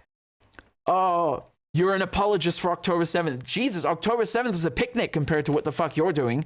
Anyway, they start harassing her. They killed the 2 journalists this morning, and Al Mayadeen itself They blocked the website 2 weeks ago. The Israelis blocked Al Mayadeen, and now they're trying to take additional steps, because remember Al Mayadeen is broadcast by satellite. If you have a VPN, you can access it. So they're trying to outlaw the entire organization, the entire media outlet. And Al Mayadeen is Lebanese, right? In case you didn't know. And they're one of the only good outlets. It's like Press TV, it's like RT, it's like Telesur. They're one of the only good outlets in English who actually give you real news about foreign policy, about international relations, about the Middle East. You can't get it. You can't go to the New York Times, you can't go to the Washington Post, you can't go to CNN or the BBC and even compare this garbage that they put out to what Al Mayadeen puts out, or what Press TV, RT, Telesur, and these organizations put out. No wonder they were banned in the West. So they banned RT, they banned Press TV, right? And now the Israelis are attacking Al Mayadeen, and again, not just figuratively, literally attacking the journalists, murdering them, murdering journalists. Criminal behavior. The idea that the Israelis would even investigate this is non-existent. They don't even bother, to give a statement and say, oh, we don't know, we're looking into it. No, nothing, zero. What a shame, really, what a shame. These people are risking their lives and doing, the only honest, good journalism that you can find about Gaza, and they're getting murdered for it. And remember, this is not the first time that they've attacked South Lebanon. A few weeks ago, they killed a Reuters journalist, right? Isam Abdullah. So he was basically, he had a camera up. He was with another journalist. I think there was a group of them, and then the Israelis shelled them as they were just filming. They're not doing anything. The Israelis are not stupid. They know these are journalists. They're clearly marked journalists. They know what cameras look like. They just killed them on purpose, so they killed him, and then I think the you could hear the woman who was with him, the other journalist. She was screaming. She can't feel her legs. The Israelis are really the worst enemies of free speech, without question. Without question. I'm showing you, I'm proving to you that Israel targets journalists on purpose. And it's not just about journalists, about having a free press. Israel wants no press, and they want no free speech. Okay, so again, I'm going to repeat this. The Israelis are the biggest enemies of free speech and a free press in the world, without question. No one kills as many journalists as the Israelis. No one targets journalists like the Israelis. And no one goes around all over the world, not inside Israel, all over the world, trying to shut people up for criticizing Israel. Does anybody come from, Malaysia and tell you to shut up if you criticize Malaysia? No one cares. Maybe inside Malaysia is another story. I'm talking about outside. Like if you live in the United States, is there a Malaysian lobby that comes and threatens you and, it tells your employer to fire you, and then they try to get you deplatformed because you criticize Malaysia? Does anyone from Syria come and do that to you? Does anybody come and do that from Australia? No, only the Israelis. The Israelis are the only people who go around the whole fucking planet and shut you up and try to ruin your life and take your job away if you open your mouth about them. And then the best part is that they pretend they're victims, right? So, oh, you're being anti-Semitic. No one is more anti-Semitic than Israel. No one. They're not even Semites. They're Ashkenazi. So, again, the Israelis' biggest threat to free speech, anywhere you live, including in the so-called, civilized West. You don't have free speech in the West. You can't say anything about the Israelis.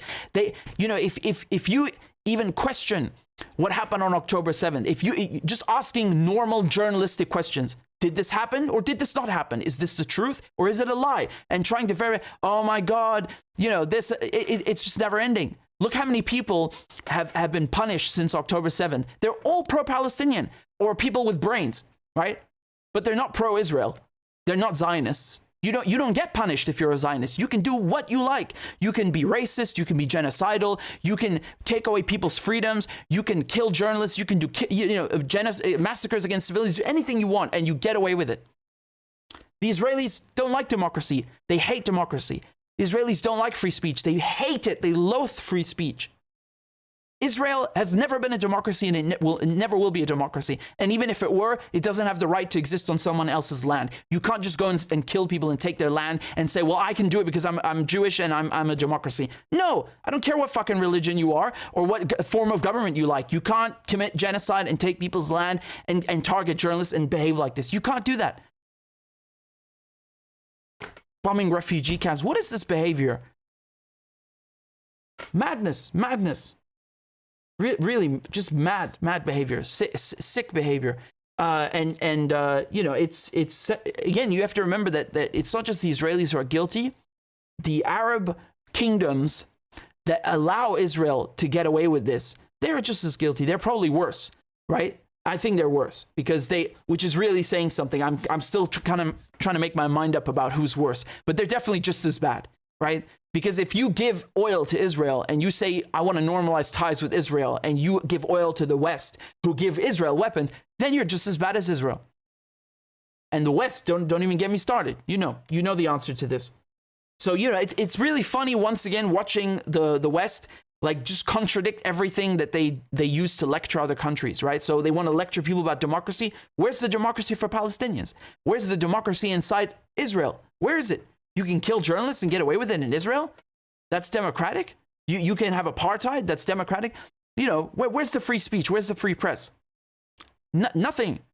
Even international law, you know, you can bomb a hospital as long as it's a Palestinian hospital and you're in an Israeli jet with US weapons. Yeah, sure. You know, bend it to your liking and to your will.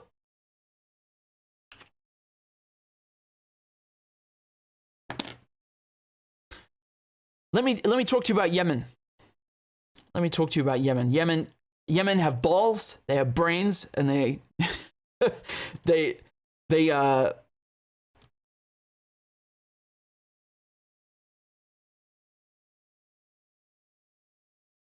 let me show you what happened with Yemen. You guys already know, but nevertheless, we're gonna dissect it, talk about it. So just give me a second here. By the way, before I continue, I just wanted to say thank you to all of you for your donations, for your kind assistance. Remember that you know, they demonetized my channel on YouTube because I don't repeat Israeli propaganda and I do my job. So they punished me. But you know, I'm gonna keep doing what I'm doing, and it's only thanks to you guys. So I appreciate every single donation, every time you share a link, every time you share a video, every time you educate someone. All of this is a form of support, and I'm so grateful. I really couldn't do it without you. And thank you to all of you who sent donations on Rumble, who sent donations on PayPal, who sent donations on Patreon. Thank you for helping me to keep my channel going and to keep doing my job. Thank you. I just want to read some of the remarks you sent in, so give me a second. Or questions. Perhaps you guys have questions as well. We have one here on PayPal. This is from Art. It says, keep up your great work. Richard, best. Thank you so much. I appreciate that. That's very kind of you, very generous. I saw we have some also on Rumble. We have one here from Akanemenes, says, thanks for all your hard work. Keep it going. The world needs it. Well, thank you so much. I'm grateful to you. I see we had some other ones as well. Just let me scroll up. So this is from Frey. It says, thank you, Richard, for giving a voice to the brutally oppressed Palestinians via their Hamas representative. Yes, of course, and thank you for your donation. It's the least I can do. You know, when you're covering a story, when you're doing objective journalism, you have to show both sides. I mean, the Israelis, even though they're full of crap, I always show you what they're saying. I show you what Netanyahu said. I show you what the defense minister said, what the ambassador said. I always show you what the other side is saying. Always. Just for the sake of it being funny, but obviously because I want to be objective. But if you live in the West and the media saturated with Israeli propaganda, you only hear Israeli points of view, you only hear Israeli perspective, then the only remedy is you give the other side, you give the Palestinian perspective, especially when it's always missing, when it's always, when the Palestinians are always silenced. The Israelis get preferential treatment, just like the Americans get preferential treatment, or the West or NATO. So the only remedy is to bring on Palestinians. The only remedy is to talk about what is happening to Palestinians, to tell you what Palestinians are saying. It's the only way. You don't need to hear Israeli propaganda or perspective or points of view from me. You hear it enough. And even when it's, when there's something I showed you, what did this guy say? What did that guy say? Of course. Actually, I just remembered another clip I want to show you. God, it's so, it's just shameless, man. It's shameless ethnic cleansing. And from the UN, so it's not from the UN, but it's from the Israeli ambassador to the UN, this nut job who always brought a Bible with him. Really, really just funny guy, but not as funny as the new one. Give me a second and I'll show that to you. But again, I just wanted to read out your donations and your comments. Juncker says, can Dr. Naim comment on how some analysts and I'm sorry I didn't see your question. You guys know when I'm doing the interview, I rarely ever look at the screen of the question, so I'm sorry I didn't get a chance to ask him, but I'll leave it aside for next time, God willing. And thank you for the donation.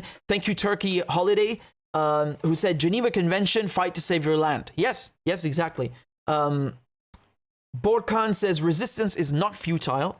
Black flag will go up soon. By the way, I follow you on Twitter as well. Richard, keep up the great work. Salam alaikum. Wa alaikum assalam. Thank you very much. I appreciate the donation and the kind words. And Oliwa says, grateful for your hard work. Thank you. And Turkey Holiday says, why are Saudis or Qatar these rich countries not helping Palestine? Shame on them. Yeah, shame on them. I mean, Qatar, they host Hamas. So I still think they could be doing more, obviously, but especially Saudi Arabia, you're 100% right. And in general, it's not just Saudi Arabia and Qatar, it's all of these kingdoms in the Gulf, these Arab kingdoms. They could easily stop what's happening, easily, but they choose not to. And I find this scandalous. This is why I was saying, for me, they are just as bad. And, I'm not saying they should be toppled. I would rather... and again, I'm being very generous because what Saudi Arabia did in Yemen and to Khashoggi, I mean, it's unforgivable. But it's the Yemenis they've made peace, normalized ties with Saudi Arabia. My point here is not about Yemen only. Generally speaking, these Arab kingdoms that are just Western stooges, they need to shape up. They need to fix their positions and policies, or they need to go. They can't keep doing what they're doing. It's too much. It's too much. So let me show you about Yemen, right? Because what Yemen are doing is good. It's the example that everybody else should be following. So just give me a second to put these up on the screen. Yeah.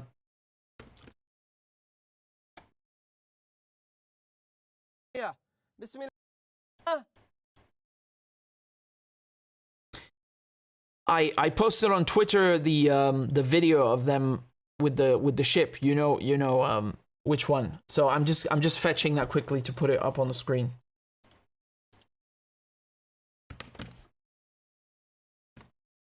Okay.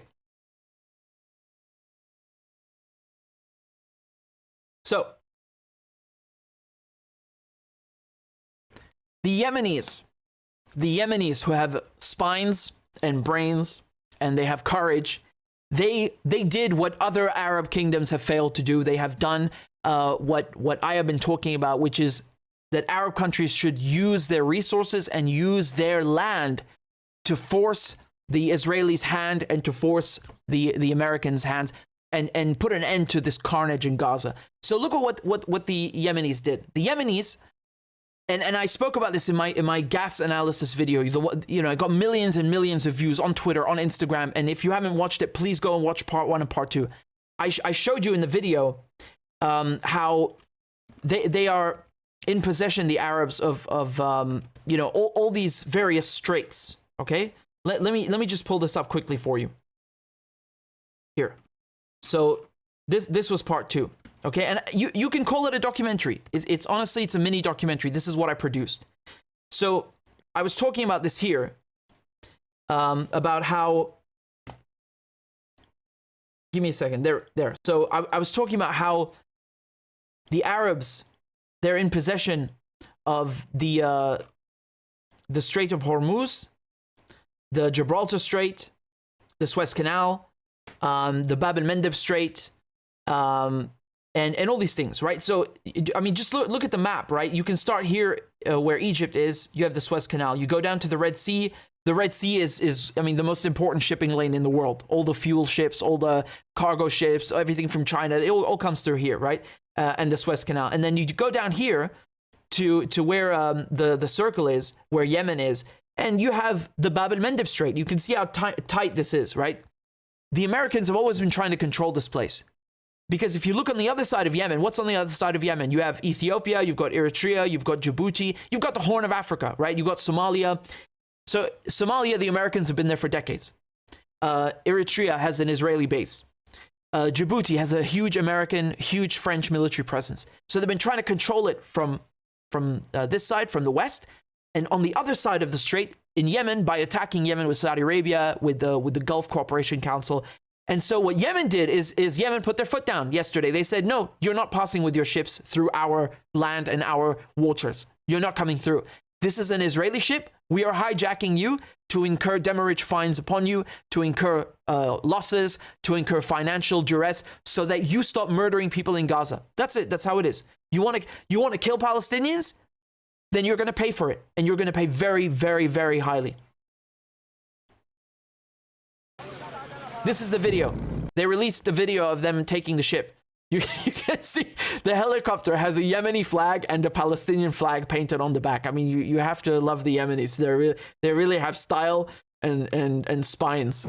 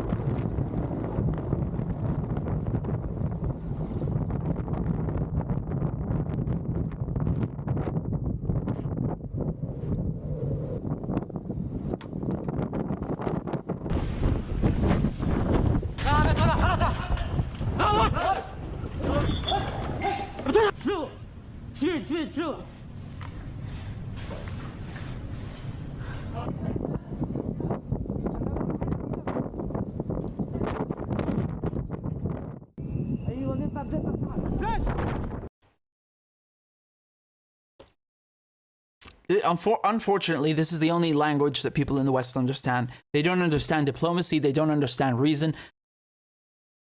Look at the.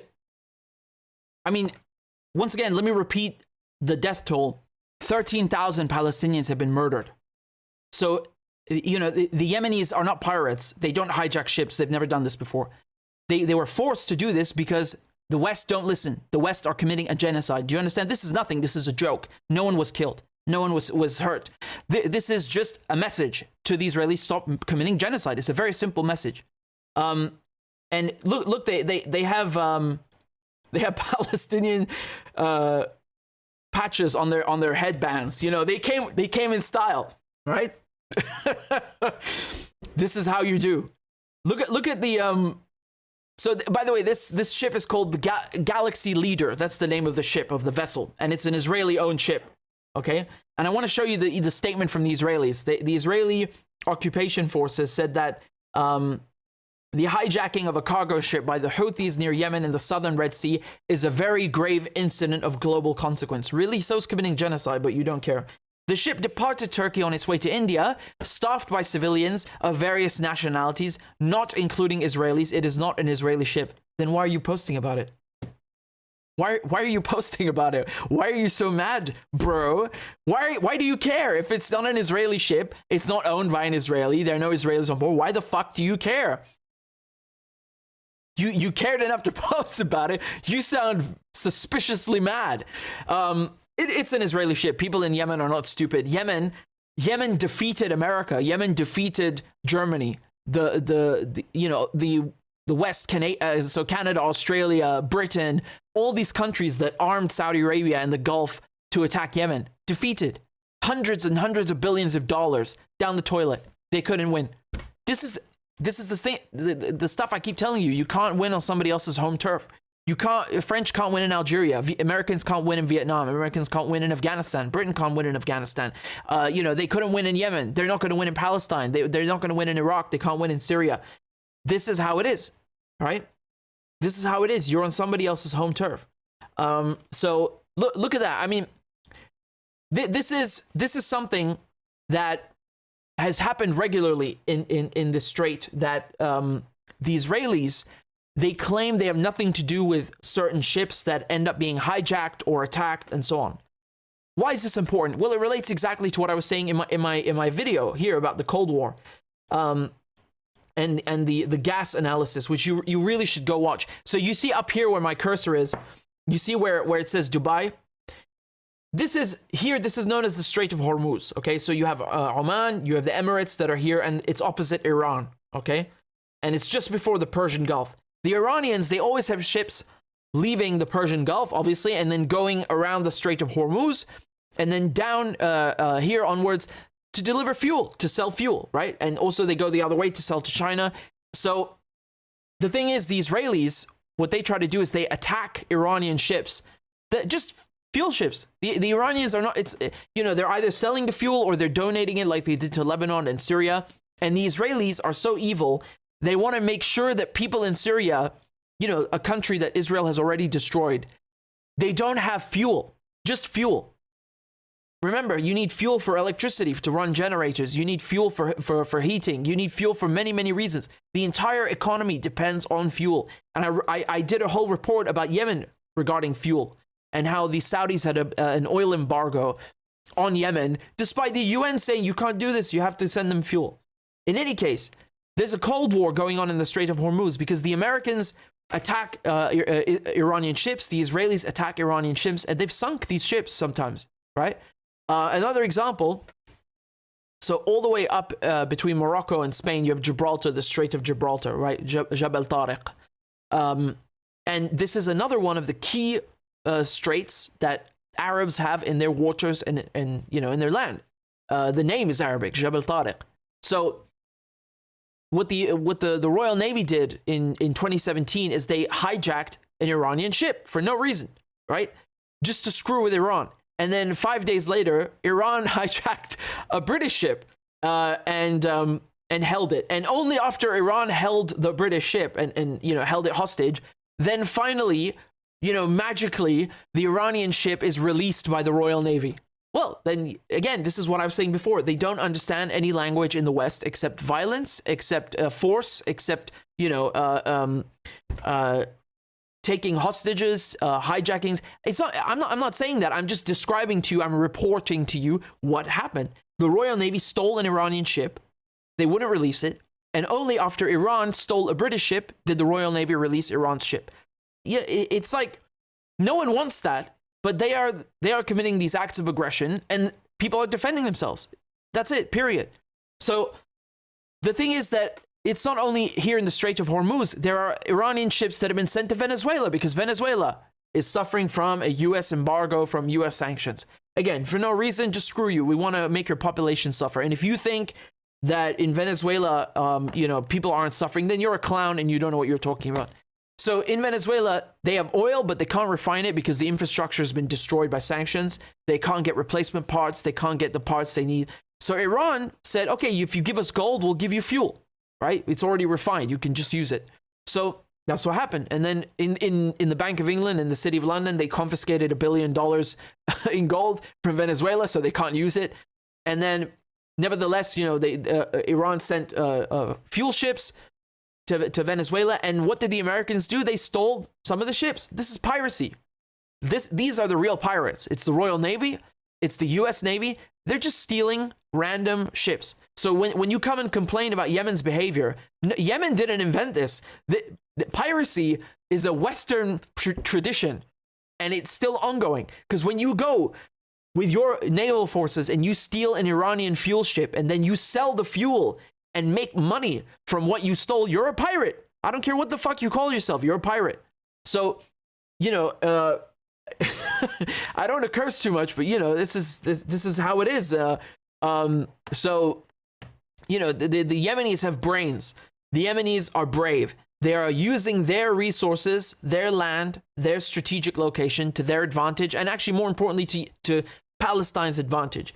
If the Arabs all did this, you could screw the West in 5 seconds. I mean, 5 seconds flat. They would be, you know, rushing to the phones. Please, please open the Suez Canal. Please open the Bab el-Mandeb Strait. Please open the Gibraltar Strait. Please open the Strait of Hormuz. Please, we need fuel. They'd be screwed. They would be so screwed. That is how you do it. You don't have to kill anyone. You just close the shipping lanes and watch them bleed, watch them suffer, watch them sweat. In 5 seconds, they'll be calling off the Israelis saying, don't you fucking bomb a single building. You're grounded. You just wait and see. Unfortunately, if you look at the Gulf, the only people who are brave enough and smart enough to do this are, you know, they're the Yemenis. We're waiting for Egypt to do the same. We're waiting for Oman to do the same. We're waiting for the UAE to do the same, for Saudi Arabia to do the same, Bahrain, Kuwait. You know, we're waiting. We're waiting and waiting and waiting. Jordan, what about Jordan? Right? What's their excuse? What's their excuse? They have no excuse. Instead, they're helping the Americans. They're helping them to shoot down the planes. They're helping, the drones that Yemen sent, the missiles that they sent. Why are you doing their bidding? Why are you hosting their bases? And again, this is, you know,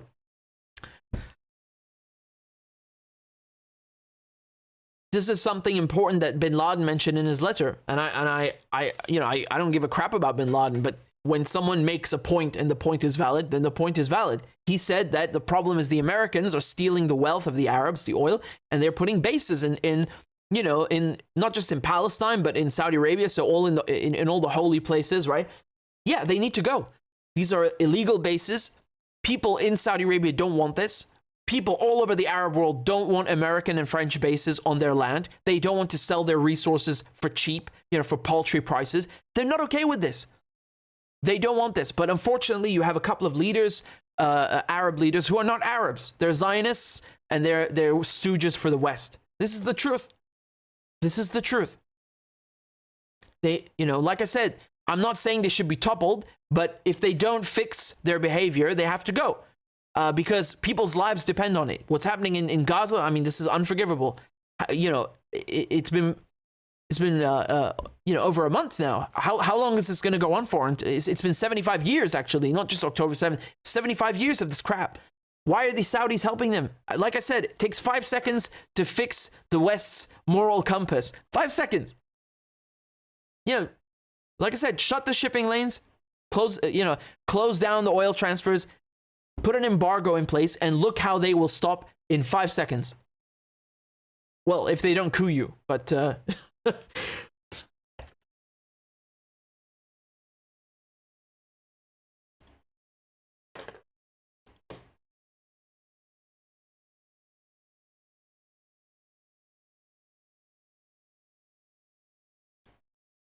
thank you again for your donations for Agarata Palon. I don't know if I said your name correctly. Excuse me. And RN Shark says, can't believe I made it to a live. Well, lo and behold, it is I, and I am live, and you are here as well. And I am graced by your presence, and I'm happy to have you guys here. So thank you very much. Thank you for your kind donations on PayPal. We've got one from, this is from Jonas. It says, far from me to say that I'm a victim of all this, but I'm finding it very difficult to deal with the cognitive dissonance between what is happening and where the debate is at here in Germany. Yes, I know. I hear what they are saying in German media. I know. I didn't even need to check. I know. It's definitely cognitive dissonance. You know, there's no connection.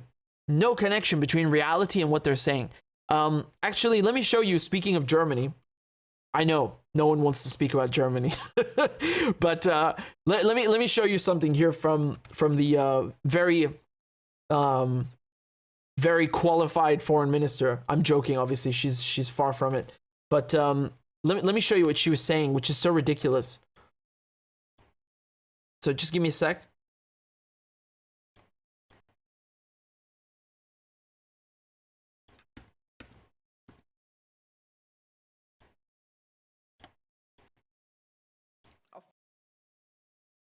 Right, so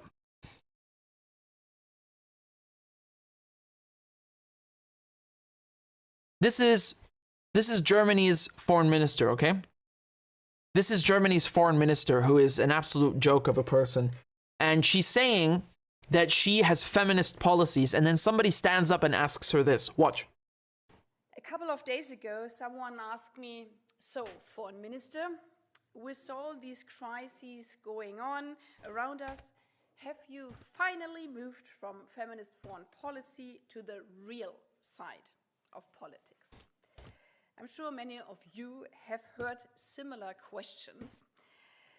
As Greens and feminists, we must demand a ceasefire in Palestine right now. Israel has already killed 11,000 civilians. 67% of them are women and children. How can you not demand a ceasefire? How can you not demand a ceasefire right now? Germany has given 303 million euros in weapons to... It's a collective punishment. She's only called for humanitarian corridors. Have you called... We need to call for a ceasefire right now. As feminists, we need to call for a ceasefire. The United Nations has called this... Geh mal hin, sag, sie soll aussprechen. Soll einfach aussprechen. Geh mal zur Hand und sag, sie soll aussprechen lassen.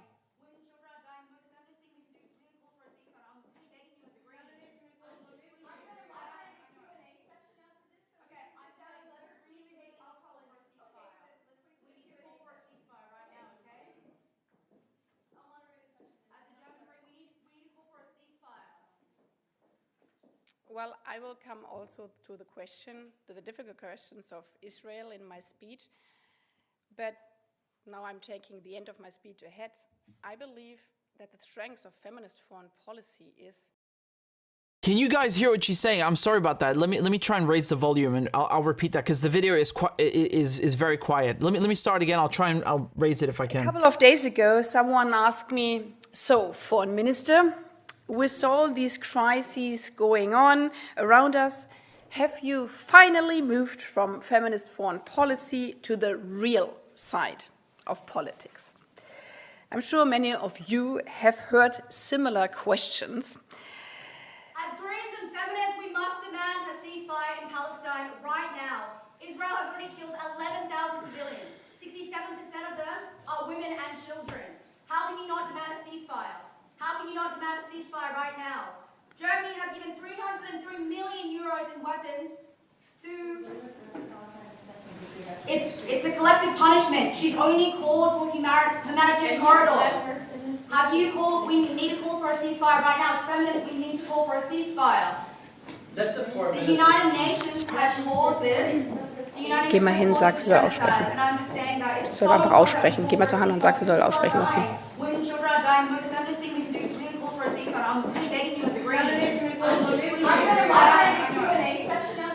Okay, I'm telling you, really need to call for a ceasefire. We need to call for a ceasefire right now, okay? As a German, we need to call for a ceasefire. Well, I will come also to the difficult questions of Israel in my speech, but now I'm taking the end of my speech ahead. I believe that the strength of feminist foreign policy is that we are capable of hearing different positions, and that we are capable... Okay, so what does that even mean? Why don't you support a ceasefire? Just answer the question. Well, I can answer it for her since she seems rather unwilling. The reason that Mrs. or Miss Baerbock does not support a ceasefire is because she is a German. Yeah, there is no ceasefire. No, but seriously, she is supporting this genocidal, Israeli behavior. It is not just like the Nazis. It's worse. It is worse. The Nazis tried to hide what they were doing, right? And they said, "Oh, I didn't know about the camps. Yeah, well, you know what's happening in Palestine, and you're such a spineless lizard that you stand there and you say, oh, I'm a feminist. And most of the people being killed are women and children. How are you a feminist and you don't care about your so-called ally killing women and children? That the number one victims are women and children. Not just this war, every war. Pick one. I don't care. Pick one. 2021, 2019, 2014. Yes, there's lots of them. It's always women and children. Israel always kills women and children.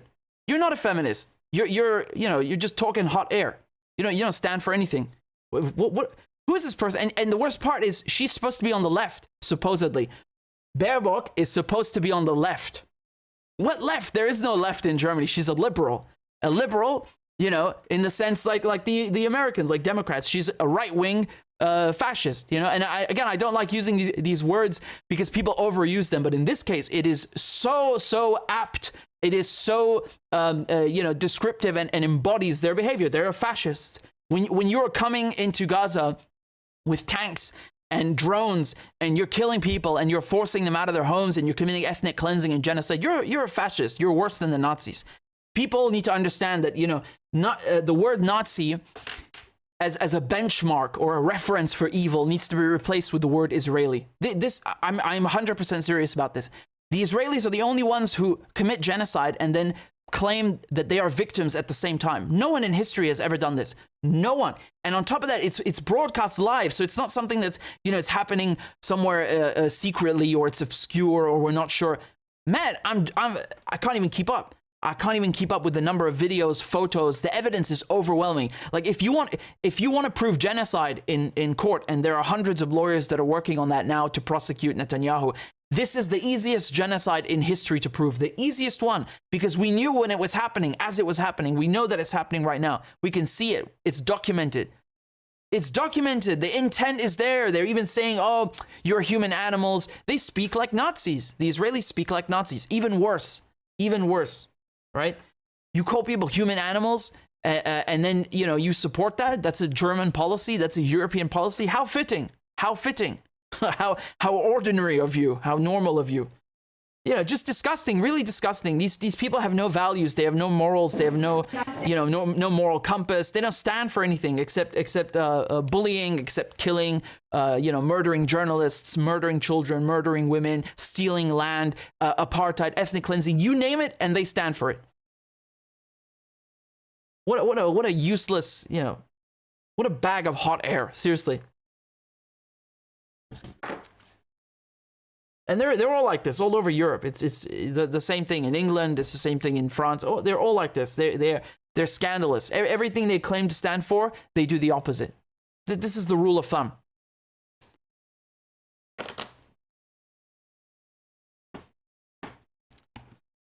Really, the word Israeli needs to replace Nazi as the benchmark of evil. They have managed to surpass the Nazis, which is really saying something.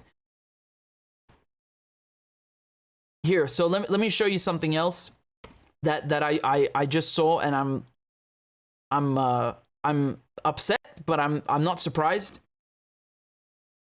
So once again, I just saw this.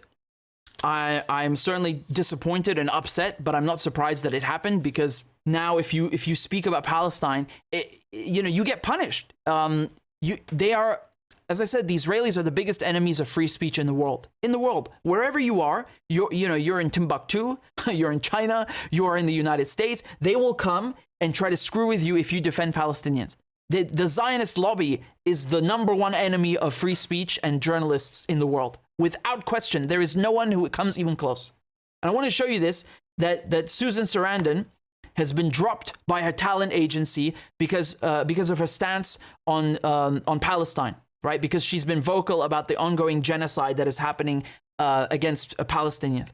I mean, Susan Sarandon is Susan Sarandon, right? She's an Oscar-winning actress. I don't need to give you her resume. She is amazing, and I just it's funny because she's such an accomplished actress, and they still find ways to mess with her. I don't think she is going to be intimidated by this whatsoever. I know that she won't. But I just want to show you how there's no one who is exempt from the Israelis lobby's efforts to No one is exempt from their efforts to silence you or to shut people up about Palestine.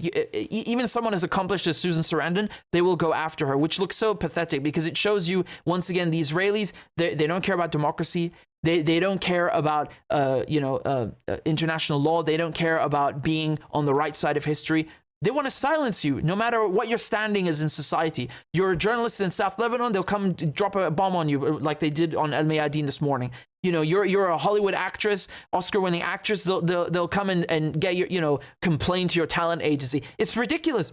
And I want to show you what Glenn Greenwald said here. He said every person fired over the last 7 weeks for political views or banned, put on no hire blacklists, or had their groups banned have been Palestinian defenders and critics of Israel. It has not happened to any pro-Israel advocates, even one saying genocidal things like erase Gaza. This is true. Name one person, please just name one person who has been punished in any way because they have been pro-Israel. You can't. You can go to the UN and say the Secretary General is an anti-Semite. Ridiculous things that you can say the Secretary General has to resign. Things no country has ever said ever at the UN, and get away with it. And not to mention the genocide. I mean, this is, I'm already looking at other things because the list is so long. How disgusting, really, how disgusting. This shows you that the Israelis are insecure. They're truly insecure. The Israelis are afraid. They don't want people knowing the truth. They don't want Susan Sarandon being vocal about this because people will understand. They will hear what the truth is. That, what the media are saying is not true. That what's happening in Gaza is not, Israel fighting Hamas terrorists. It's Israel committing genocide against ordinary Palestinians. And as I was speaking to Dr. Naeem earlier, what does it mean to be in Hamas? Hamas is a political party. Just because you're in Hamas, that doesn't mean that you are anything other than a civilian. If somebody comes to your house and tries to kick you out of your house or to attack your house, and let's say that you're in the United States, you have guns in your house, you have the right to defend yourself. And if you defend yourself, that doesn't make you, it doesn't mean you're in the military automatically. You're just a civilian who's defending themselves. Hamas are the same thing. They're guerrilla fighters. They are civilians defending themselves under international law from an occupier, period. Stop trying to complicate things. So this is the truth. This is the truth. And the media are not saying that. So when people like Susan Sarandon speak up, they try to silence her. And I think it just makes them look so pathetic. The Israelis look so small and tiny and insecure. If you know that what you're doing is right, you don't try to silence people. You don't try to go and censor people and make them lose their jobs and punish them financially and punish them, make them outcasts in their social circle and put them in legal trouble. You don't do that because you know that you're in the right. You only do these things when you hate free speech, when you hate freedom of expression, freedom of the press, and when you don't want people to find out about your behavior. That shows you that the Israelis are in the wrong. We can see it, and we can see it also through their efforts to censor people telling the truth. And I want to show you also another thing that Glenn said underneath, which is very interesting and also correct, is that on the right in America, which again is a bit difficult to describe because Democrats are also on the right, even though they claim they're on the left. But I want to show you what Glenn said here. He said there's literally no controversial left liberal tactics. He specifies liberal that many on the right haven't embraced in large numbers since October 7th to punish Israel critics. State censorship, classic cancel culture, supreme victimhood narratives, and campus safetyism demanding people be fired. Right? So I love that he pointed this out because it's so funny. You had for years, people on the so-called right in America, let's just say conservatives, right, or Republicans, or the alt-right, saying that if you try to cancel somebody because of their political views, then you're a snowflake. If you want a safe space on a university campus, you're a snowflake. You're a soy boy. You should be, you're attacking the First Amendment rights of people. You're attacking people's free speech. Yeah, you're a softie. You're all these things. And now they are behaving like this. Of course, because they are all pro-Israel. They're Zionists, right? So these people who are conservatives and Republicans and alt-right who've been saying for years cancel culture is bad. They're now the number one people trying to cancel others because they're Zionists. They're hypocrites. That's what Glenn is pointing out very, very concisely and eloquently and astutely, I might add. So it's really funny, you know, and it's not just restricted to them, because even people who are left liberal are Zionists too. You know, Democrats, Republicans, Tories, Labor and Tories, they're all Zionists. They're all Zionists. This is the one value that they share, in addition to, of course, being pro-war, generally speaking. So, you know, I'm not surprised, but it is funny to see this pivot. You know, just the flip, the hypocrisy is unbelievable. It's so funny, really. But nevertheless, you know, watching people being attacked like this, it's disgusting. And it again shows their hypocrisy, you know, not just on international law, but on free speech, on what is actually happening, because you can tell that they want to silence you because they don't want the truth getting out. That's it. And, you know, this stuff about, oh, anti-Semitism, be quiet, man. Israelis are not Semites. They're a bunch of Ashkenazi Europeans, period. I don't care. Even if they're Arabs who come from Morocco or Syria and they happen to be Jewish, it doesn't give you the right to take someone's land in Palestine. I don't care where you come from. It's just wrong, right? But the leadership in Israel have always been white Ashkenazi Jews from Europe, period. That's a fact. It's a fact. This is a fact.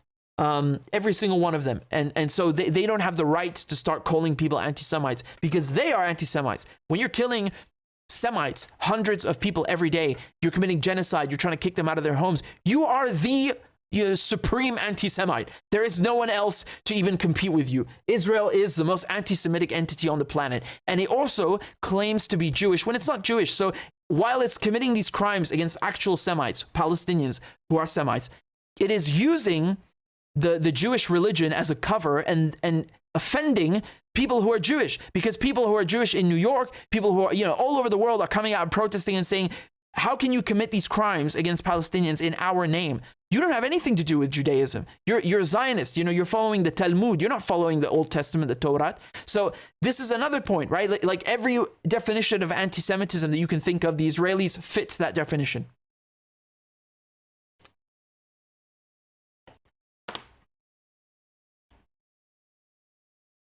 Let me show you this clip. God, it's just never ending. We can sit here all night.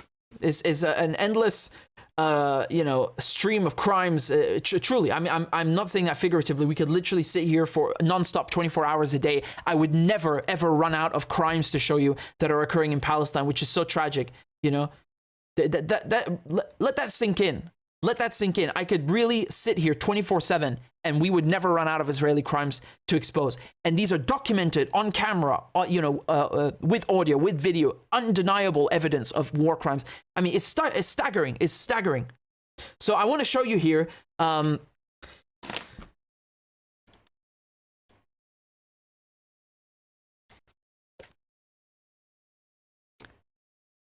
want to show you here this clip of the former Israeli ambassador to the UN, Danny Dunnan. And this is the funny guy who used to bring a Bible to the UN and say that, the Bible says that, you know, Palestine is our land. And, you know, he forgot to read the other parts of the Bible that say, you know, don't steal, don't kill. Anyway, so look at what he was saying on BBC.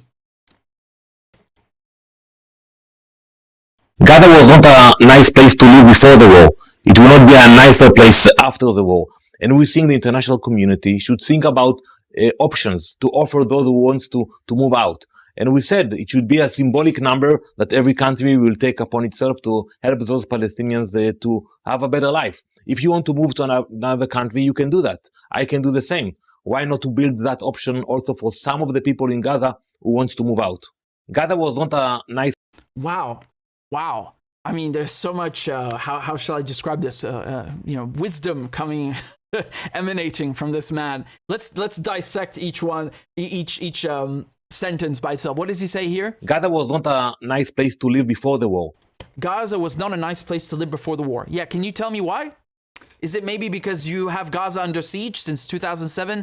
Is it because you occupied Gaza before 2005 for decades? Is it because you are making life hell for Palestinians? Yes, I agree. Gaza was not a nice place to live before the war because of you, because of the Israelis. It will not be a nicer place after the war. And we think You're correct on that point too. You know why? Because you, the Israelis, bombed Gaza. You have destroyed half the homes in Gaza. You have destroyed all the major hospitals. Al-Quds Hospital, Al-Shifa Hospital, the Indonesian Hospital, Rentisi Children's Hospital, Al-Ahli Baptist Hospital. I mean, Jesus Christ, one of these is a catastrophe.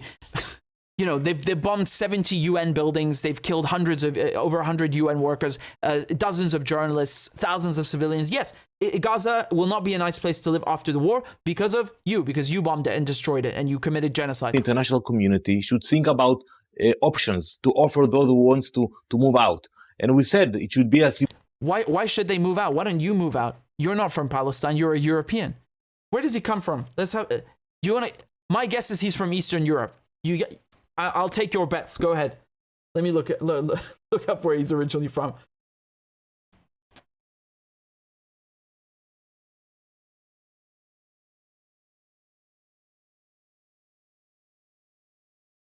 So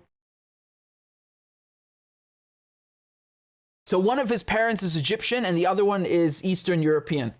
Yeah. That's it. That's it. Just like Netanyahu, Polish, Ukrainian, I think, you know, and Naftali Bennett, the one before him, American, and his parents, I think, also Eastern European. And then you look at Ehud Barak, every single one of them, Golda Meir, they're all Europeans. Symbolic number that every country will take upon itself to help those Palestinians to have a better life. If you want, they can have a better life if you go away. I promise you. They will.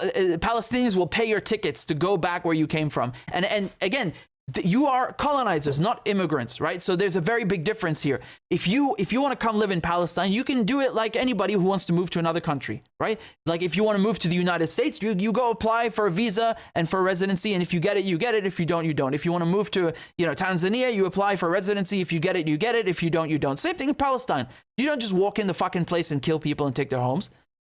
to move to another country, you can do that. I can do the same. Why not to build that option also for some of the people in Gaza who wants to move out? Well, that's their business. This is ethnic cleansing. He makes it sound... this is not moving out. You're trying to force people out. If someone said that to you, you would call them genocidal and you would say they're doing ethnic cleansing. You'd probably be right. But it's you who's doing it to the Palestinians, not the other way around. So I want you to think about this. Let me replace... Let's just do an exercise, a hypothetical exercise, okay? Imagine what Danny Dunham, the Israeli ambassador, the former Israeli ambassador to the UN, imagine the exact same thing that he said now, but let's replace Palestinian with Jews, for example, or Israelis. What do you think his answer would be, right? That he would say that you're an anti-Semite. He would say you're committing genocide. He would say this is ethnic cleansing. That you're not trying to move Jews out. You're trying to kick them out. And he would be right, except that it's not happening to Israelis. It's the other way around. The European colonizers, the Israelis, have come to Palestine. They're bombing Gaza, and they want people in Gaza to leave. So, they might kill your family. They ruin your business. You've got no food, no water, no electricity. You're living outside in a tent. And then on top of that, they want you to lose your home and go somewhere else to live there. Well, you go there then. If it's so easy to set it up and, get thousands of Palestinians distributed to other countries. He talks about Palestinians like they're boxes or something, like they're objects. If it's so easy to do that, why don't you do it for yourself then? Since, you're not from Palestine anyway. What, right? Go have a better life wherever you came from. I don't know. I mean, you're coming not in peace, but you're coming to kill people and doing this, right? This is what Israel does. Yeah. So, really, really great work with the bulldozers and the shameful ethnic cleansing. It's disgusting, really. I mean, this is like, as I said, the Israelis, they have no shame, really. This is a video of an ambulance I wanted to show you afterwards, but this is, again, this stuff that Danny Dunham is saying here, where Gazans should be distributed like they're objects to different countries, is ethnic cleansing. I don't care how nicely he puts it in an interview, it's ethnic cleansing. And he's not the only one who said this, right? Once again, I point to my mini documentary or analysis video, whatever you want to call it, the two parts that I produced. Why is this so important, what he's saying? They want to kick Palestinians out of Gaza not just because they are racist and genocidal. Yes, Israel is racist and genocidal, but Israel also wants to take the gas that Gaza has, the gas that Lebanon has, the gas that Syria has. Israel want to build a rival to the New Silk Road to benefit both themselves and America. Israel want to make sure that they can control the world's most important shipping lane by building an alternative to the Suez Canal called the Ben Gurion Canal. I spoke about all these things in length. So once again, I urge you, I really strongly advise you to go watch the documentary that I produced, the 2-part series. And once again, just let me post these in the chat for you.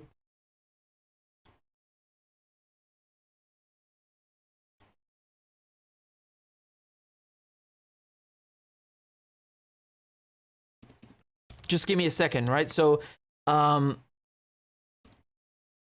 here's part 1.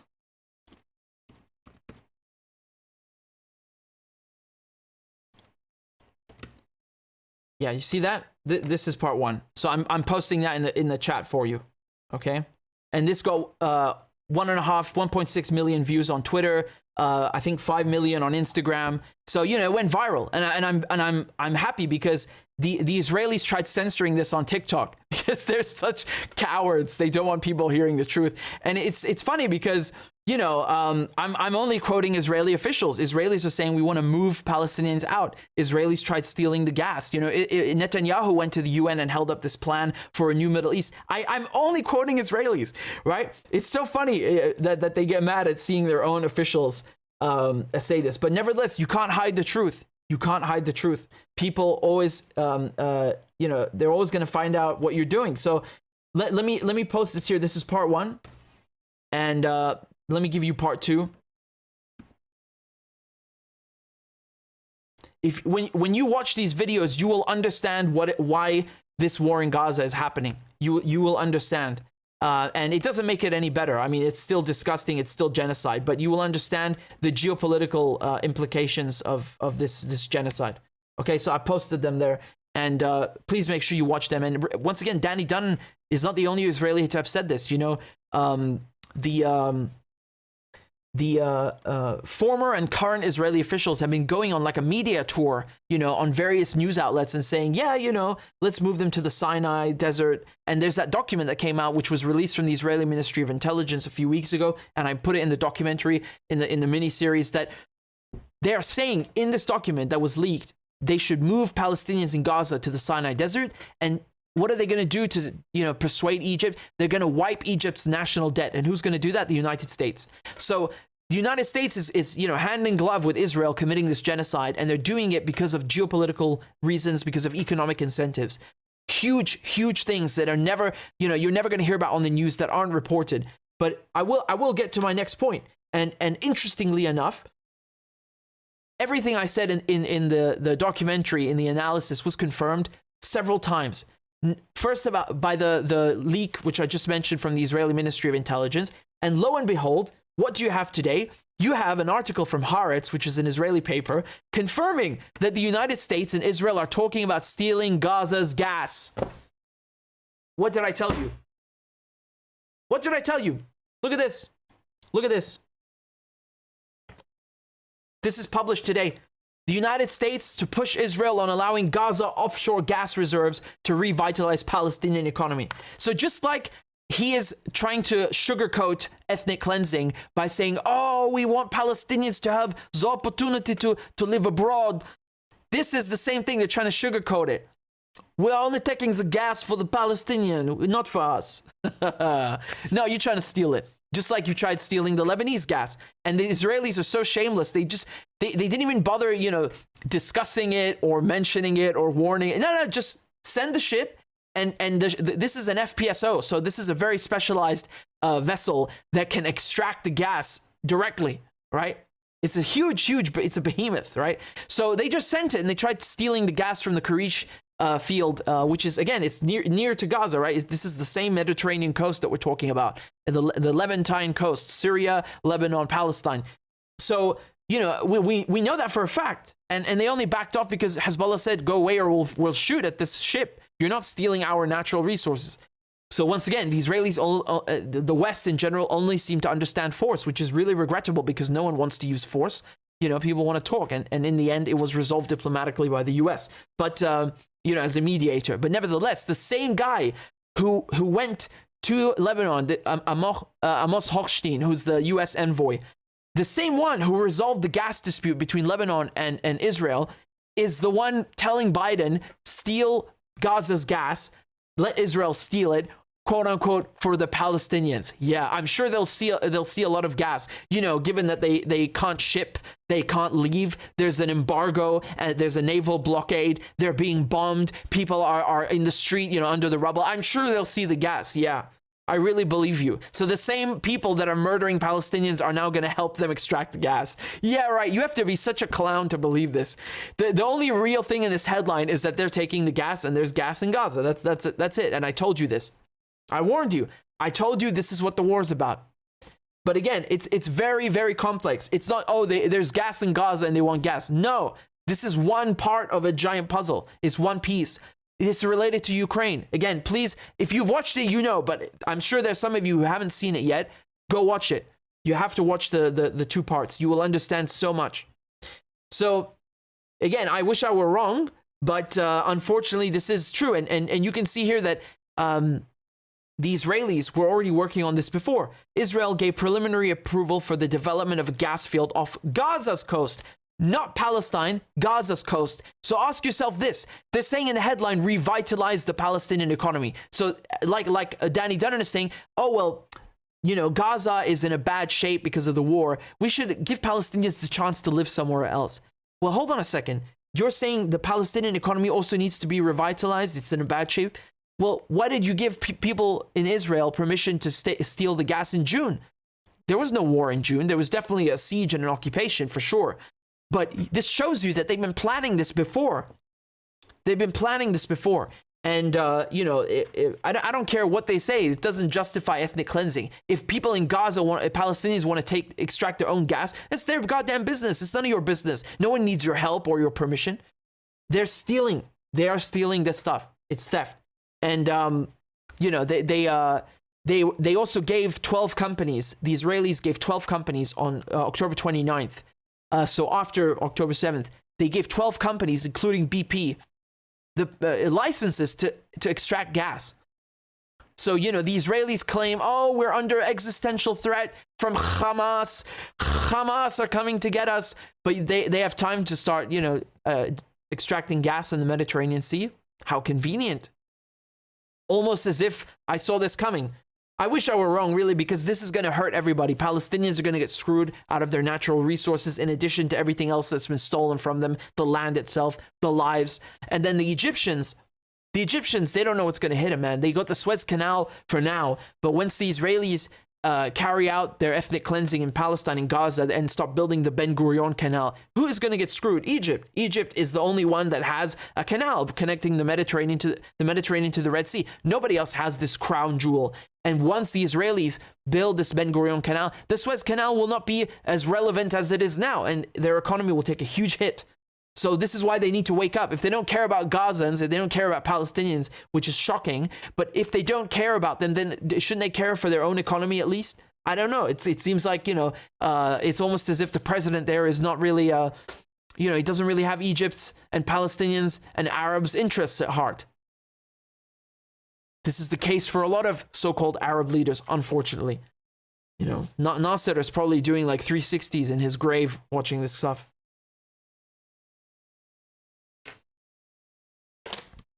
Again, thank you guys for your donations. I see some more of them came in. Thank you. I didn't read them yet, but we got one here from Juncker. Says, what everyone gets wrong is that Israel is another US state, not a country. Yep. Very, very, very accurate. Definitely. Thank you on PayPal. We got one here from Raquel. Thank you, Raquel. It says, Richard, you have no idea how much I'm in love with you. Thank you. I'm flattered. Your mind, that is. Oh, okay. I'm flattered nevertheless. Please keep up the good work. I share your frustration in dissecting all of this because it is so mind-bogglingly insane. Yeah, there are no words. Listening to you every day gives me some peace and hope, at least to know that I'm not the only one going crazy. Your courage and bravery are commended, but as you know, the Zionist evil entities are strong, so please be careful. Well, I say screw them, but I appreciate your kind words. You're very kind, and thank you for this nice message. We have another one from Jesus or Jesus. I appreciate this very much. Thank you. In Arabic, it's Isa. So thank you for the donation. We have another one from Anne. Anne says, keep spreading the truth, Richard. Great work. Thank you. And we have another donation from Davidson. Thank you for that kind donation. I don't see a note, but I appreciate it nevertheless. And once again, guys, if I can please ask you to donate on PayPal or Rumble or Patreon, I would be much obliged, because they took away my YouTube. They demonetized it, and it's not just the money, it's that I can't even do what I'm doing right now, the live stream, the reporting about Gaza. If I do it on YouTube, they punish me. You saw. So they not only make sure that they take away your income, so because YouTube was my primary source of income, they make sure the videos aren't recommended, that you're penalized in terms of views, in terms of viewership, because of what you're talking about. Now, shockingly enough, and I'm much to my pleasant surprise, the subscriber count has continued to rise on YouTube, even though the views have gone down, the money is gone zero. So they can't stop us. They can't stop the truth, it seems. I went back and I saw we're almost at 200,000 subscribers, right? It's still going up. So I'm very happy about that. But again, let me remind you, if you've come over from YouTube, please make sure you subscribe to Rumble, because we're still trying to build it up. It's not enough. We still need to make sure that you guys are subscribed here. I see we've got only 20,000 followers. So 20,700 followers. So come on, guys, please help me out. Make sure you make an account on Rumble, you create an account, and you subscribe here, because we want to make sure that this platform grows just as it did on YouTube. We can't let them win. So please help me with this mission. Even if you can't donate, just make sure you subscribe. Make sure you share the videos. Just hit the like button, leave a comment. All of this interaction helps the channel, and it makes sure that people, the word spreads and people have their eyes and ears opened, and they can see what's going on. It's really important. It has to be said that unfortunately there are a lot of people who, I really don't know, what qualifies them to talk about Gaza. But they're spreading a lot of crap, and it's usually just pro-Zionist stuff. Even on Rumble, people used to say, I don't know, if that's still the case, but they used to say, well, Rumble's like a right-wing alternative to YouTube. Well, I'm certainly not right-wing, but you have to remember, a lot of these right-wing or conservative or Republican or alt-right, they're Zionists. They're just as Zionist as the liberals. So what's the point of having an alternative to YouTube where everybody is still a Zionist? What's the point of that, right? I mean, I'm happy that Rumble seemed to stand for people being able to do their jobs, and they stand for something. They didn't listen to the French courts trying to silence them and so on. So that's good. But nevertheless, I need your help to grow the channel, right? Otherwise, it's still going to be a Zionist echo chamber, whether it's on YouTube or it's on Rumble. And what's the point of that then? That's not news, it's propaganda. So again, I need your help, guys. Make sure you subscribe. And if you want a notification when I go live, I have a solution. This is the form on Substack. It's really simple. We're over 3,000 now. We were 2,000, now we're 3,000 subscribers. You just type your email and hit subscribe.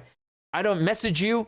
I don't ask you for donations. I don't send you spam. I don't send you links to videos. I only send you a link when I go live. That's the point of this. That's the only point of the Substack. And once in a while, when I publish written articles, then I will post them. That's it. But the whole point is you get a notification when I go live. That's what I made it for. So if you want that, it's really simple. You just put in your email, hit subscribe. It couldn't be easier. So the address is richardmedhurst.substack.com, and I pasted it in the description for you guys. So I just want to share a bit of news with you on give me a second to just check this. I don't know how far we've come on Patreon, but it seems we are it seems we're very, very close to hitting 1,000 on Patreon, and this is wild.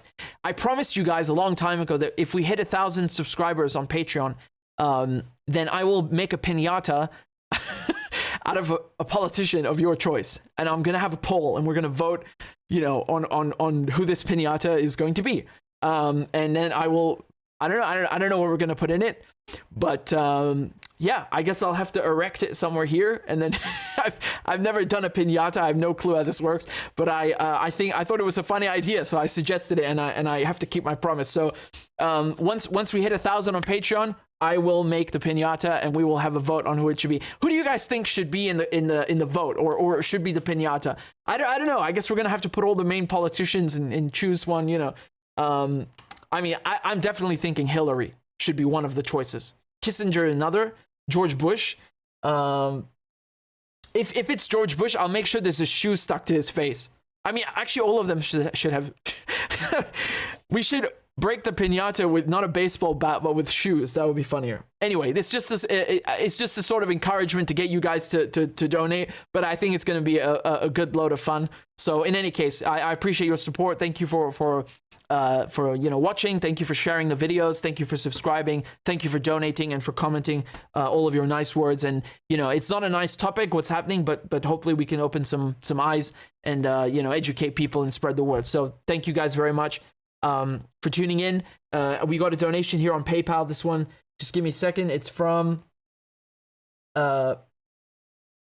Rakatob, says continuez. Well, thank you very much. Je continuerai bien sûr. Merci beaucoup. And thank you guys very much for your kind words and donations. So you guys are saying Netanyahu, so Bibi and Hillary, Zelensky, Biden, Trudeau, Nancy Pelosi, Chuck Schumer. Oh man, Obama, Hillary, Netanyahu, Nikki Haley. It's gonna be a fun competition. We're gonna have 2 rounds of voting. I'm afraid. I know it's perhaps a bit tiresome, but nevertheless, it's an important decision. So we must undertake it with the utmost responsibility and dedication. In any case, thank you guys for tuning in. I appreciate it. Have a good night, good evening, wherever you are. I forgot to ask you where you're tuning in from. Okay, so before I leave, tell me where you guys are tuning in from.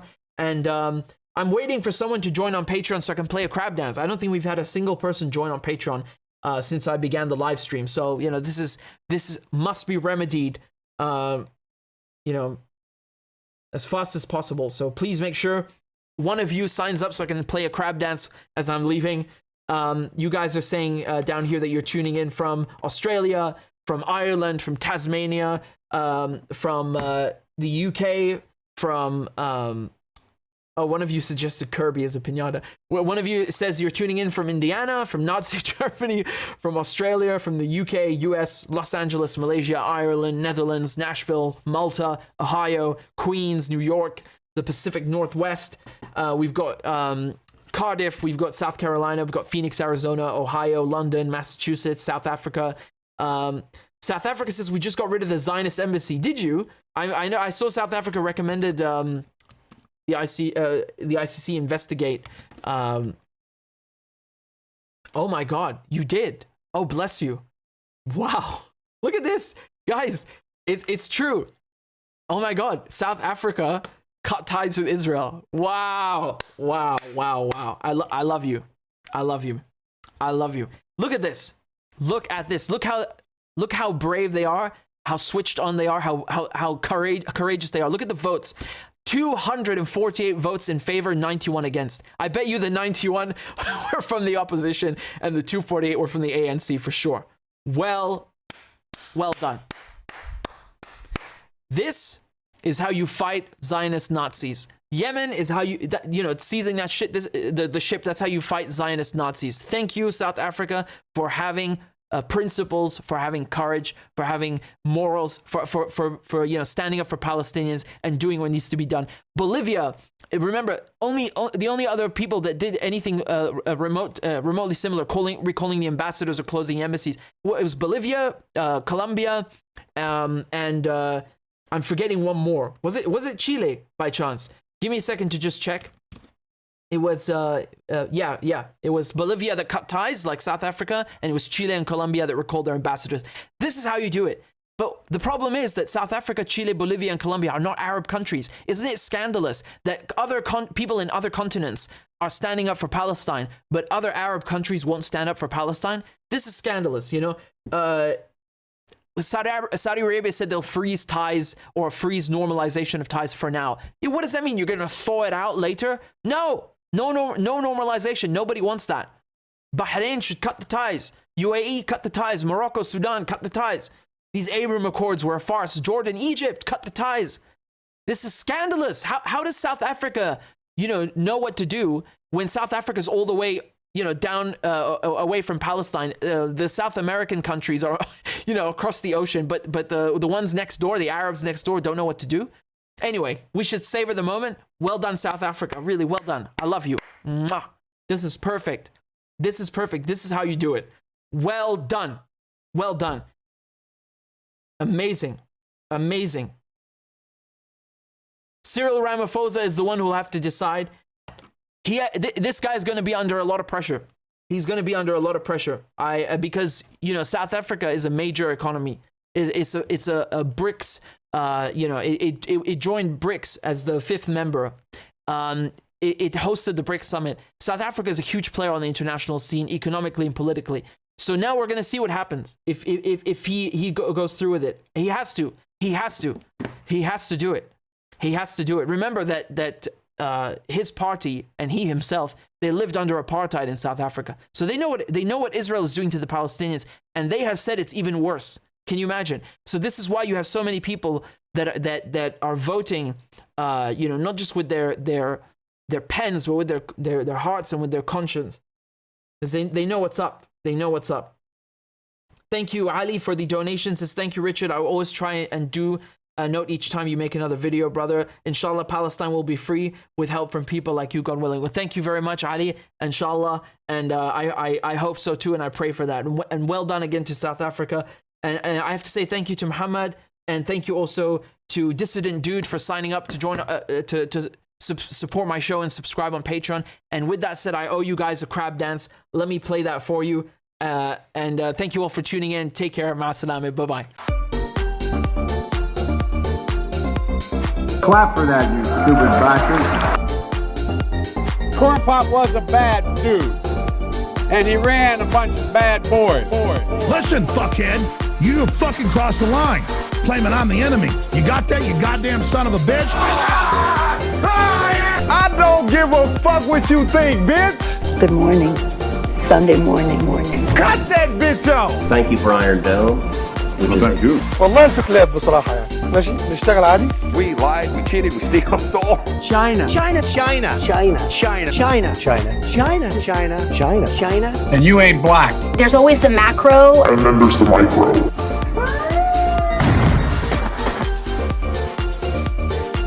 Do not come. Do not come. I'm gonna come. You talking to me? Ladies and gentlemen, I'll have 2 number 9s, a number 9 large. we got him. Because I have to do it myself. I know it's not. I've fallen and I can't get up.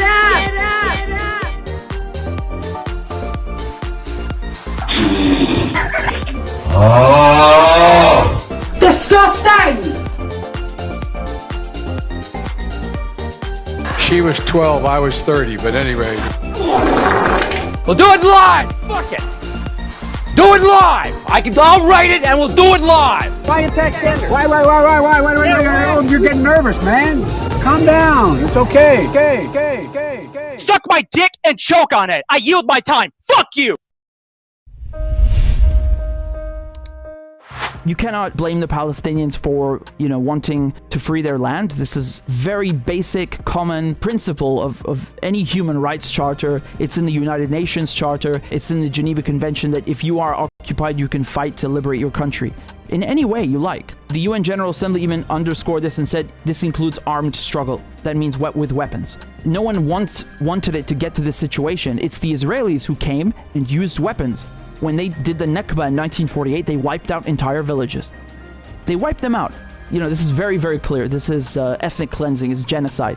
No one wanted it to get to this stage. It's the Israelis who've allowed it to get to this stage. There's nothing wrong with dismantling colonies. No one cries because the British Empire had to collapse. We are imposing a complete siege on Gaza. There will be no electricity, no food, no water, no fuel. Everything will be closed. We are fighting against human animals and we are acting accordingly. Human animals. I mean, if I had given you the exact quote that he just said of what he just said, You would think this is a Nazi talking about Jews in the Warsaw Ghetto. Human animals, that's what he called everybody in the Gaza Strip. What the Israelis have done before is that they calculated how much food people in Gaza need to eat to survive, right? Like what is the bare amount of calories? The Israelis did this for the purpose of looking at how much food they can give the Gazans, you know, as little as possible, just to make sure that they stay alive. And then they actually gave them less than that.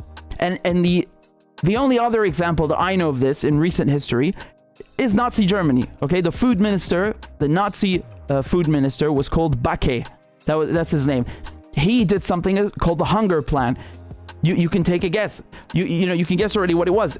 When they took all these Soviet prisoners of war, which they considered to be subhuman in Nazi Germany, Backe calculated how many calories they would need in order to starve the Soviet prisoners down to something ridiculous, like 50 or 60 calories a day. They gave the Soviets as little as possible, and guess what? A lot of them died because of hunger. Millions. And they gave the food to the Nazi soldiers, right? So this is a perfect analogy to what is happening in Gaza. So now, instead of giving them too little calories to survive, they're giving them no calories to survive, right? So it's gone from out of the frying pan into the fire. Hamas know that this is going to happen. There's always something that the Israelis do to crap on everybody. So when you are in a situation like this, you have nothing to lose. You literally have nothing to lose. So why not just go all out? Why not go all out? You know, again, the Israelis want you to think, oh, they're victims. Oh, Hamas are terrorists. No, man, you're starving 2 million people. You've surpassed terrorists. You become genocidal at this point. Let's call him General Genocide. Right? That's his rank. They need to plunder Niger. You got hundreds of trucks lining up at the border. They can't get in the country because of the situation that ECOWAS has created, and of course at the behest of France and the United States. These sanctions are biting hard, and they're illegal. They have no moral or legal basis whatsoever. Niger is the poorest country on earth, and they bite it and smite it with these sanctions. How can you be so evil to do such a thing like that? People have had enough. When you have been subjugated and forced into poverty like this, you have no option but to give a middle finger and say goodbye, get out of my country, go now.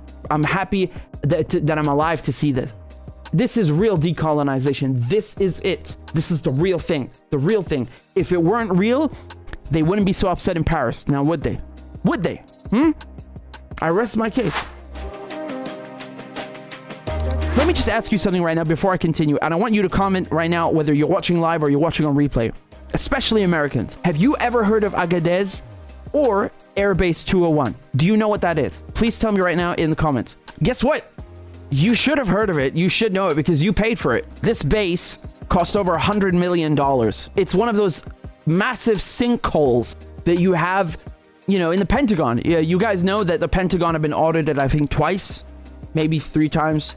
But the point here is that every single time that they've been audited, trillions of dollars are unaccounted for. The truth is that Airbase 201 in Niger is the largest American drone base, not in Niger, not in Africa, in the world. That's pretty unique. That sticks out, right? There's something special about this, especially when you paid for it.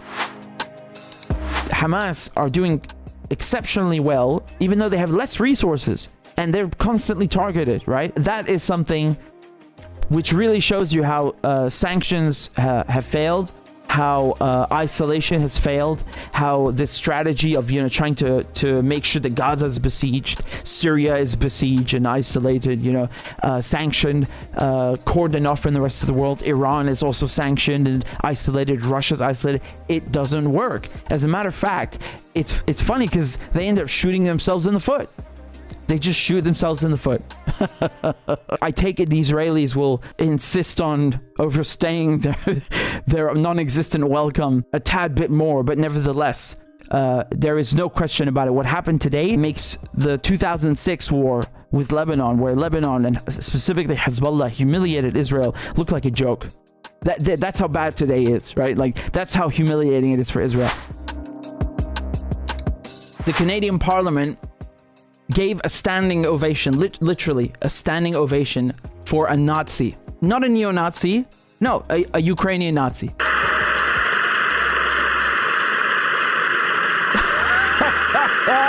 He's like, oh, wait till they find out.